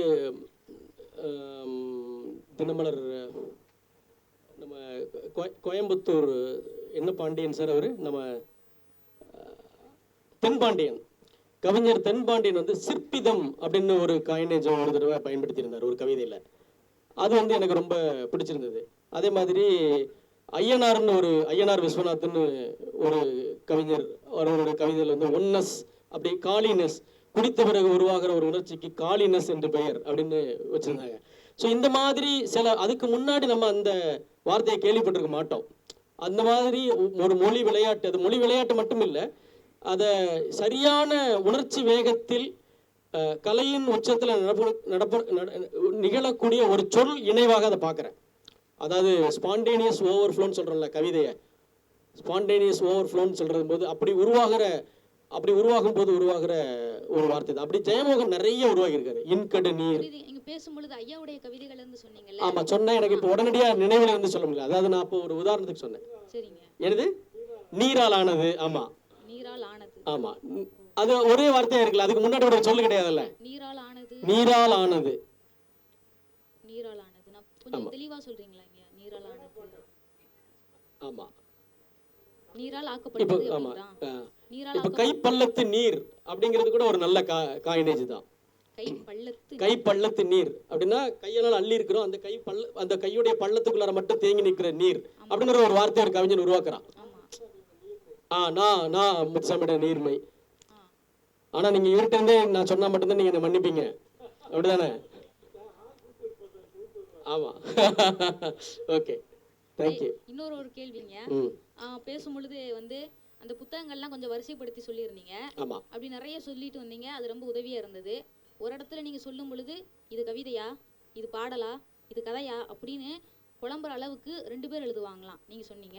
ஒன்னு ஜானகிராமன், இன்னொருத்தர் வந்து அது அப்படி எழுதக்கூடியவர் லாசராமன் சொன்னேன். அதாவது ரொம்ப கவித்துவமான அழகோட உரைநடை வச்சிருக்கிறவர் தீஜான்னு சொன்னேன். கிட்டத்தட்ட கவிதைக்கு நெருக்கமான ஒரு வேறொரு மாதிரியான ஒரு சௌந்தரிய லகரி போன்ற ஒரு உரைநடையை உருவாக்குறவர்னு லாச ராமாமிரதத்தை பத்தி சொன்னேன். அவர் சொன்னீங்க. அந்த இதுல வந்து ஏதாவது ஒரு புத்தகத்தை எடுத்துக்காட்டி இந்த இந்த இந்த விஷயத்தை காட்சிப்படுத்துறதுக்கு அழகான ஒரு கற்பனை அல்லது கவித்துவத்தை கையாண்டாரு அப்படின்னு ஒரு எடுத்துக்காட்டோட சொன்னீங்கன்னா இன்னும் அழகா இருக்கும். அது மேடையில ரீப்ரொடியூஸ் பண்ணக்கூடிய சொற்கள் இல்லை, ஏன்னா அது வந்து சொற்களுடைய உச்சாரணமா இருக்கும். புத்தகத்தை சொல்லலாம். குறிப்பா சௌந்தர்ய அப்படின்னு ஒரு புத்தகம் இருக்கு, புத்திர அப்படின்ற ஒரு புத்தகம் இருக்கு, ஜனனி, பார்க்கடல், அப்புறம் பச்சை கனவு. இது எல்லாமே இதே மாதிரியான டென்ஸான மொழியில எழுதப்பட்ட புத்தகங்கள். அதை ப்ரொடியூஸ் பண்ண முடியாது, ஏன்னா அது பொயட்ரி இல்லை. இப்போ காட்சியை சொல்லி அந்த இத வந்து இப்படி சொன்னாங்க, இப்படி சொல்லலாம். இப்போ உதாரணமா அதே சொற்களால என்னால சொல்ல முடியாது, சொற்கள் வேண்டாம், உதாரணமா சொல்றதா இருந்தா சொல்லலாம். ஒரு சம்பவத்தை சொல்லலாம். சொல்லட்டுமா? இப்போ லாசாராவுடைய பெரும்பாலான கதைகள்ல சுட சுட சோறு, ஆவி பறக்கிற பொன்னி அரிசி, அந்த மனம் முகத்தில் அடிக்கக்கூடிய சுட சுட சோறு, அதுல வத்த குழம்பு ஊற்றப்பட்டிருக்கக்கூடிய சித்திரங்கள் அவருடைய சிறுகதைகள்லயும் இருக்கு, நாவல்கள்லயும் இருக்கு. எல்லா இடத்துலையும் ஒரு உவமையை பயன்படுத்துறாரு. என்ன உவமைன்னா, அந்த பந்தியில் அவர் உட்கார்ந்துருக்காரு, இலையில வந்து சூடா சோறை கொட்டுறாங்க, வத்த குழம்பை ஊத்திட்டு போறான். அப்படி ஊத்துற வத்த குழம்பு எல்லாமே அவருக்கு ஸ்மைலி மாதிரி தெரியுது, அது ஸ்மைலியா அவருக்கு தெரியுது. இது வந்து 4-5 இடத்துல இருக்கு. அப்புறம் ஒரு டீப் ரீடிங் என்ன என்றால், அந்த காலத்துல வறுமையில கல்யாண வீட்டுல மீந்து போன சாப்பாடுகளை பக்கத்து வீடுகளுக்கு வாளியில கொடுத்து விடுவாங்க. அதுல ஒரு வாளியில சாம்பார் இருக்கும், ஒரு வாளியில பச்சடி இருக்கும், ஒரு வாளியில அவியல் இருக்கும், ரசம் இருக்கும், எல்லாமே சுட வச்சு ஒரு வேளை 2 வேளை பயன்படுத்தலாம். அதுக்கப்புறமா என்ன பண்ணுவாங்கன்னா, எல்லாத்தையும் ஒரே இடத்துல போட்டுருவாங்க. சுண்டை வச்சு சாப்பிட்ற பேர் சுண்டைக்கறி. சாம்பார், புளிக்குழம்பு, அவியல், பொரியல் எல்லாத்தையும் போட்டு திரும்ப திரும்ப திரும்ப திரும்ப சூடு பண்ணி சாப்பிடுவாங்க. ஏன்னா அவ்வளவு வறுமை, பயங்கர வறுமை. இதுல ஒரு உணவுப் பொருளை குறிப்பிட்ட அளவுக்கு மேல சுட வைத்து பயன்படுத்தினோம் என்றால் அந்த உணவு விஷமாக மாறிவிடும். ஒரு பச்சி போடுற எண்ணெயை 10 தடவைக்கு மேல பச்சி போட்டீங்கன்னா அந்த எண்ணெய் தாராயிடும், ரோடு போடுற தார் மாதிரி ஆயிடும். இப்படி மீண்டும் மீண்டும் சுட வச்சு சாப்பிட்ட சுண்டைக்கறியை சாப்பிட்டு அவருடைய சொந்த சகோதரன் இறந்து போயிட்டார். அந்த ஆழமான உணர்வு பசினால இலையில ஊத்துற குழம்பு எல்லாமே அவரை பார்த்து சிரிக்கிற மாதிரி இருக்கு. இதை இவ்வளவு விளக்கமா நான் சொல்றேன், ஆனா அவர் மிக குறுகிய கவித்துவமான நடையில சொல்லிட்டு போயிடுறாரு. சிறப்பா இருக்கீங்க. இது சிறப்பா இருந்தது. அதாவது யார் இந்த கேள்வி கேட்டது? அவங்க பேர் என்ன? கொஞ்சம் எந்திரிங்க. அவங்க எந்திரிச்சு தான் நிக்கிறாங்க. தெரியல எங்க இருக்கீங்க? கவிஞர் பார்க்கணும். நீதானா? அதாவது நீ என்ன தெரியுமா இப்ப பண்றிருக்க, அவர் இமயமலை வந்து உயரமானதுன்னு சொல்றாரு. எங்க அதுல இருந்து ஒரு ஐஸ் கட்டியை கொண்டு வந்து காமி பாப்பா, அப்பதான் நம்புவோன்னு சொல்ற. இமயமலைன்னு சொல்லிட்டா இமயமலை எப்படி இருக்குன்னு நீ தான் போய் பார்க்கணும். இமயமலைக்கு போக வேணாம், அட்லீஸ்ட் அந்த கூகுள்ல போய் தேடி படிக்கலாம். அமிர்தம் வந்து இனிப்பா இருக்குன்னு சொல்றாங்க, ஒரு சொட்டு எங்களுக்கு தாங்க. ஆமா, அதைத்தான் நானும் சொல்றேன். அது இனிப்புன்னு சொன்னா அவர் சொல்றபடி அது இனிப்பா இருக்கா இல்லையான்னு நீ போய் டெஸ்ட் பண்ணு. அதுதான் மேட்ரு. நீனே வந்து அதை வந்து பார்த்தீங்கன்னா அது எப்படி இருக்குன்னு டிஸ்கிரைப் பண்ணு சொல்றது வந்து அது நியாயம் இல்லாத விஷயம். இன்னொன்னு, எனக்கு அமிர்தமா இருக்கிறது உங்களுக்கு அமிர்தமா இருக்குன்னு அவசியம் இல்லை. இப்போ உங்களுக்கு டயபெட்டிக் 220ன்னு வச்சுக்கோங்க, உங்களுக்கு டயபெட்டிக் இருக்குன்னு அது அமிர்தம் இல்லை, விஷமாயிடும். அதுவே அதான் நான் திரும்ப திரும்ப நான் சொல்லும்போது வெவ்வேறு ஸ்கூல்ஸ் இருக்கு, வெவ்வேறு தாட் இருக்கு, வெவ்வேறு ரசனை இருக்கு. உங்க ரசனைக்கு ஒத்து வரக்கூடிய புத்தகங்களை படிங்கன்னு தான் நான் இங்க சொல்றேன். இங்க நான் சொன்ன ஸ்கூல்ல சில பேருக்கு ஏற்பு இருக்காது. இப்போ நான் சாரு நிவேதா பத்தி இங்க சொன்ன கருத்துக்கள் இருக்குல்ல, அதை தமிழ்நாட்டில் ஒரு 10 பேர் தான் ஒத்துப்பான், மீது யாரும் ஒத்துக்க மாட்டாங்க. அதெல்லாம் ஒரு ரைட்டரா அவரோ ஒரு இலக்கியமான்னு கேட்பாங்க. ஆனா அது வேற ஒரு குரல், வேற ஒரு சிந்தனை பள்ளி அப்படிங்கிற ஒரு புரிதல் வேணும் தானே. அது போலதான் நான் இங்க எனக்கு என்னை ஈர்த்த என்னுடைய ஆளுமை உருவாக்கத்துல பங்கு வகித்த எழுத்தாளர்களை பற்றியும் அவர்களுடைய படைப்புகளை பற்றியும் ஒரு சுருக்கமான 90 நிமிடத்தில் சொல்வதற்கு சாத்தியமான ஒரு விஷயத்தை இங்க சொல்லியிருக்கிறேன். ஆனா அது உண்மையா இல்லையா அப்படிங்கிறது இப்ப எனக்கு அசோமித்திரன் மகத்தான ரைட்டர், என் மனைவிக்கு அப்படி இல்லை. வாழ்நாள் முழுக்க ஒரே தோசமாவில சோசை சுட்டவர் அவரு அப்படின்னு ஒரு கடுமையான விமர்சனத்தை வைப்பா. அதே மாதிரி சோபா சக்தி எனக்கும் அவருக்கும் உலக ரைட்டர், ஆனா அவரை ஏத்துக்காத ஆட்கள் இங்க இருக்கிறாங்க. அவர் வந்து செவி வழி கதைகளை கேட்டு கதையை எழுதி விட்டு போயிடுவாரு அப்படின்னு சொல்றவங்களும் இருப்பாங்க. அது இல்லை, ஒரு ரீடர் தன்னுடைய சொந்த ரசனையின் வழியாக அவன் தனக்கான ஒரு ஸ்கேலை உருவாக்கி கொண்டு தன்னுடைய தேர்வை வச்சுக்கிட்டு வாசிக்கணும். அதுலேயும் உங்களை போல இளைஞர்களுக்கு காலம் ரொம்ப குறைவு. ஆகவே ரொம்ப நல்ல மாஸ்டர்ஸ்களை தேடி படிக்கிறது ரொம்ப முக்கியம்னு சொல்றேன். புரியுதுங்க, ஒரு எழுத்தாளருடைய ரசனை தெரிஞ்சுக்கிறது தவறு இல்லைன்னு தான் நான் நினைக்கிறேன். கடைசியா ஒரு கேள்விங்க, சொல்லுங்க. ஐயா, பேசும்பொழுது கவிதை அப்படின்னா இல்லாததை சொல்லணும் அப்படின்னு ஒரு இடத்துல சொல்லியிருந்தீங்க. புதுசா வந்து சொல்லணும், சொன்னதே சொல்லக்கூடாது. கலை என்றால் கலை என்றாலே அதனுடைய அடிப்படை, அது கவிதையோ கதையோ நாவலோ அதற்கு முன்பு இல்லாத ஒன்று. இப்போ கோவேறு கழுதைகள் எழுதப்பட்டுருச்சு இல்ல, அதுக்கு முன்னாடி கிடையாது. அதுக்கு முன்னாடி இருக்கிற ஒண்ணு அப்படியே எழுதி வைக்கிறதுக்கு இமயம் சார் தேவையில்லை. ஆனா இன்ஸ்பிரேஷன் ஒண்ணு இருக்குல்ல, இது மாதிரி இல்ல, இன்ஸ்பிரேஷன்ன்றது வேற, போல செய்தல் திரும்ப செய்தல் மீள் உருவாக்கம் செய்தல்ன்றது வேற. பிரிதொன்றில்லாததை செய்யணுன்றது தான் கலை. எக்ஸ்க்ளூசிவிட்டின்றது இருக்குல்ல, அதுதான் சொன்னேன் நான். அதாவது நீங்க காப்பி அடிக்க கூடாது, இல்லாததை அப்படியே செய்யணும்ன்றீங்க. இல்ல, ஜெனரல் ட்ரூத்ஸ் பேசக்கூடாது, பொதுவான விஷயங்கள் இருக்குல்ல. பணக்காரர்கள் கொடியவர்கள், ஏழைகள் என்றாலே வாய்ப்பு மறுக்கப்பட்டவர்கள், இப்படி இந்த மாதிரி. அப்புறம் இந்த ஏரியால இருந்து வட சென்னையில இருந்து வருகிறவர்கள் அனைவரும் குற்றவாளிகள். இப்படி பொது புத்தியில அவர்களுடைய விஷயத்துல மண்டையில ஊறி போயிருக்கிற விஷயத்த அப்படியே பிரதிப்படுத்துறது இருக்குல்ல, அதுக்கு பேர் இல்லை கலை. கலை என்பது அது இல்லை. இந்த பொதுவான நம்பிக்கைகள், பொதுவான பிரச்சாரங்களுக்கு எதிரான ஒரு மாற்று செயல்பாடு தான் கலை. இது இல்லப்பா நீ பார்க்கறது இல்லை, இது வேற ஒண்ணு. இப்போ உதாரணமா ஒரு சர்ச்சைக்குரிய விஷயத்தை பேசலாம்னு நினைக்கிறேன். நான் இன்னைக்கு காலையில நான் வந்து எப்போதுமே என்னுடைய நண்பர்கள்கிட்ட, கிறிஸ்தவ நண்பர்கள்கிட்ட நான் வைக்கக்கூடிய ஒரு விமர்சனம் வந்து, இந்த போப் 12ஆம் போப் உலக போர்ல 45 லட்சம் யூதர்களை ஹிட்லர் அழிக்கும் போது அதை கண்டித்து ஒரு வரி பேசாதவர், ஒரு வரி சொல்லாதவர், அந்த போரை நிறுத்த சொல்லி அமைதியை விரும்புகிற சமாதானத்தை விரும்புகிற கூட ஒரு அறிக்கையை விடாதவர். ஆகவே எனக்கு எந்த போப்பாண்டவர்கள் மேலே எனக்கு வந்து பெரிய மரியாதை கிடையாது. நான் எப்பவுமே ஆர்கியூ பண்ணிட்டே இருப்பேன். அதுக்கு ஆதாரமாக நான் பெரிய பெரிய ஆங்கில நூல்களை வந்து எடுத்து அடுக்கிக்கிட்டே இருப்பேன். அவர் அப்படிதான் இருந்தார். அதுக்கு சில காரணம் இருந்தது. அவர் கம்யூனிஸ்டுகள் வென்றால் கிறிஸ்தவ மதம் அழிந்து விடும் அவர் உறுதியாக நம்பினார். அவர்களை கம்யூனிஸ்டுகளை கட்டுப்படுத்துறதுக்கு ஹிட்லர் போன்ற ஒரு ஆள் வேணும்னு அவர் உறுதியாக நம்பினார். அமைப்பு ரீதியாக இருக்கக்கூடிய மனிதர்கள் அந்த அமைப்பை காப்பாற்றுறதுக்கு தான் முடிவெடுப்பாங்க. இப்படியே நான் பேசிட்டே இருக்கும்போது இன்னைக்கு என்னுடைய நண்பன் சொன்னா, நீ இவ்வளவு பேசுறிய, உங்க நேதாஜி சுபாஷ் சந்திர போஸ் 2ஆம் உலக போர்ல 45 லட்சம் யூதர்களை உயிரோட கொன்னவனுடைய உதவியோட தான் தப்பிச்சு ஜெர்மனிக்கு போனார். அந்த யூத படுகொலை கண்டிச்சு ஒரு வார்த்தை பேசல. 2வது, ஜப்பானியர்கள் நிகழ்த்தின படுகொலை, நான்யாங் படுகொலைகளை கண்ணால பார்த்தார், கண்டிச்சு ஒரு வார்த்தை பேசல அப்படின்னு அவர் கேட்கும்போது அப்பதான் எனக்கு புரிய வருது, கரெக்ட், நாம போப்பாண்டவருக்கு வைக்கிற ஸ்கேலை நேதாஜிக்கு வைக்கல. அப்ப ரெண்டுக்கு இடையில நமக்குடைய பார்வை கோணத்துல இவ்வளவு வித்தியாசம் இருக்குது. நம்ம நேதாஜி இந்திய விடுதலைக்காக போராட்டார், அது இன்னொரு கோணம் இருக்கு. போர்னால என்னன்னு தெரியாது, ஆயுதம்னால என்னன்னு தெரியாத ஒரு 45,000 பேருக்கு ஒரு உணர்ச்சியை உண்டு பண்ணி கொண்டு போய் போர் முனையில நிப்பாட்டி அவ்வளவு பேரும் சுட்டு சாகிறதுக்கு காரணமானவர்ன்றதும் ஒரு விமர்சனம் இருக்கு.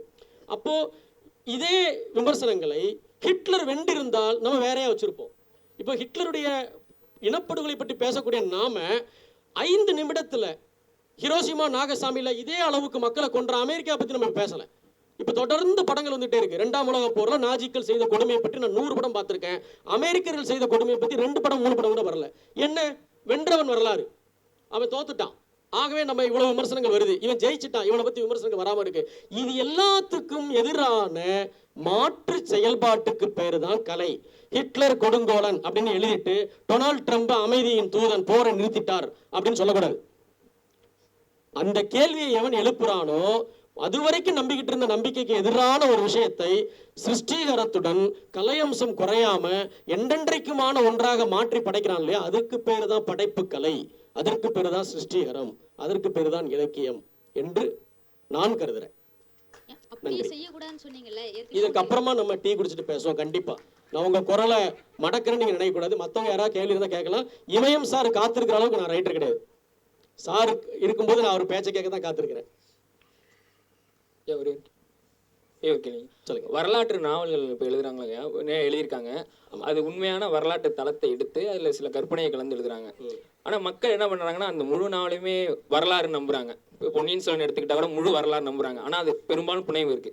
அது வந்து எழுத்தாளருக்கு அப்படி எழுதுறது சரிதானா? மக்கள் எப்படி அதை எடுத்துக்கிறது, புரிஞ்சுக்கிறது? இல்லை, புனைவாக எடுத்துக்கணும். இந்த மேடையிலேயே இதற்கு முன்பு ஒரு உரையாடல் நடக்கும்போது மனுஷபுத்திரன் சார் இம்மீடியட்டாக உள்ள புகுந்து ஒரு பதில் சொன்னார். நான் ஃபிக்ஷனுக்கு இலக்கிய அந்தஸ்து ஏன் கிடைக்கல அப்படின்னு ஒரு கேள்வி கேட்கப்பட்டுச்சு.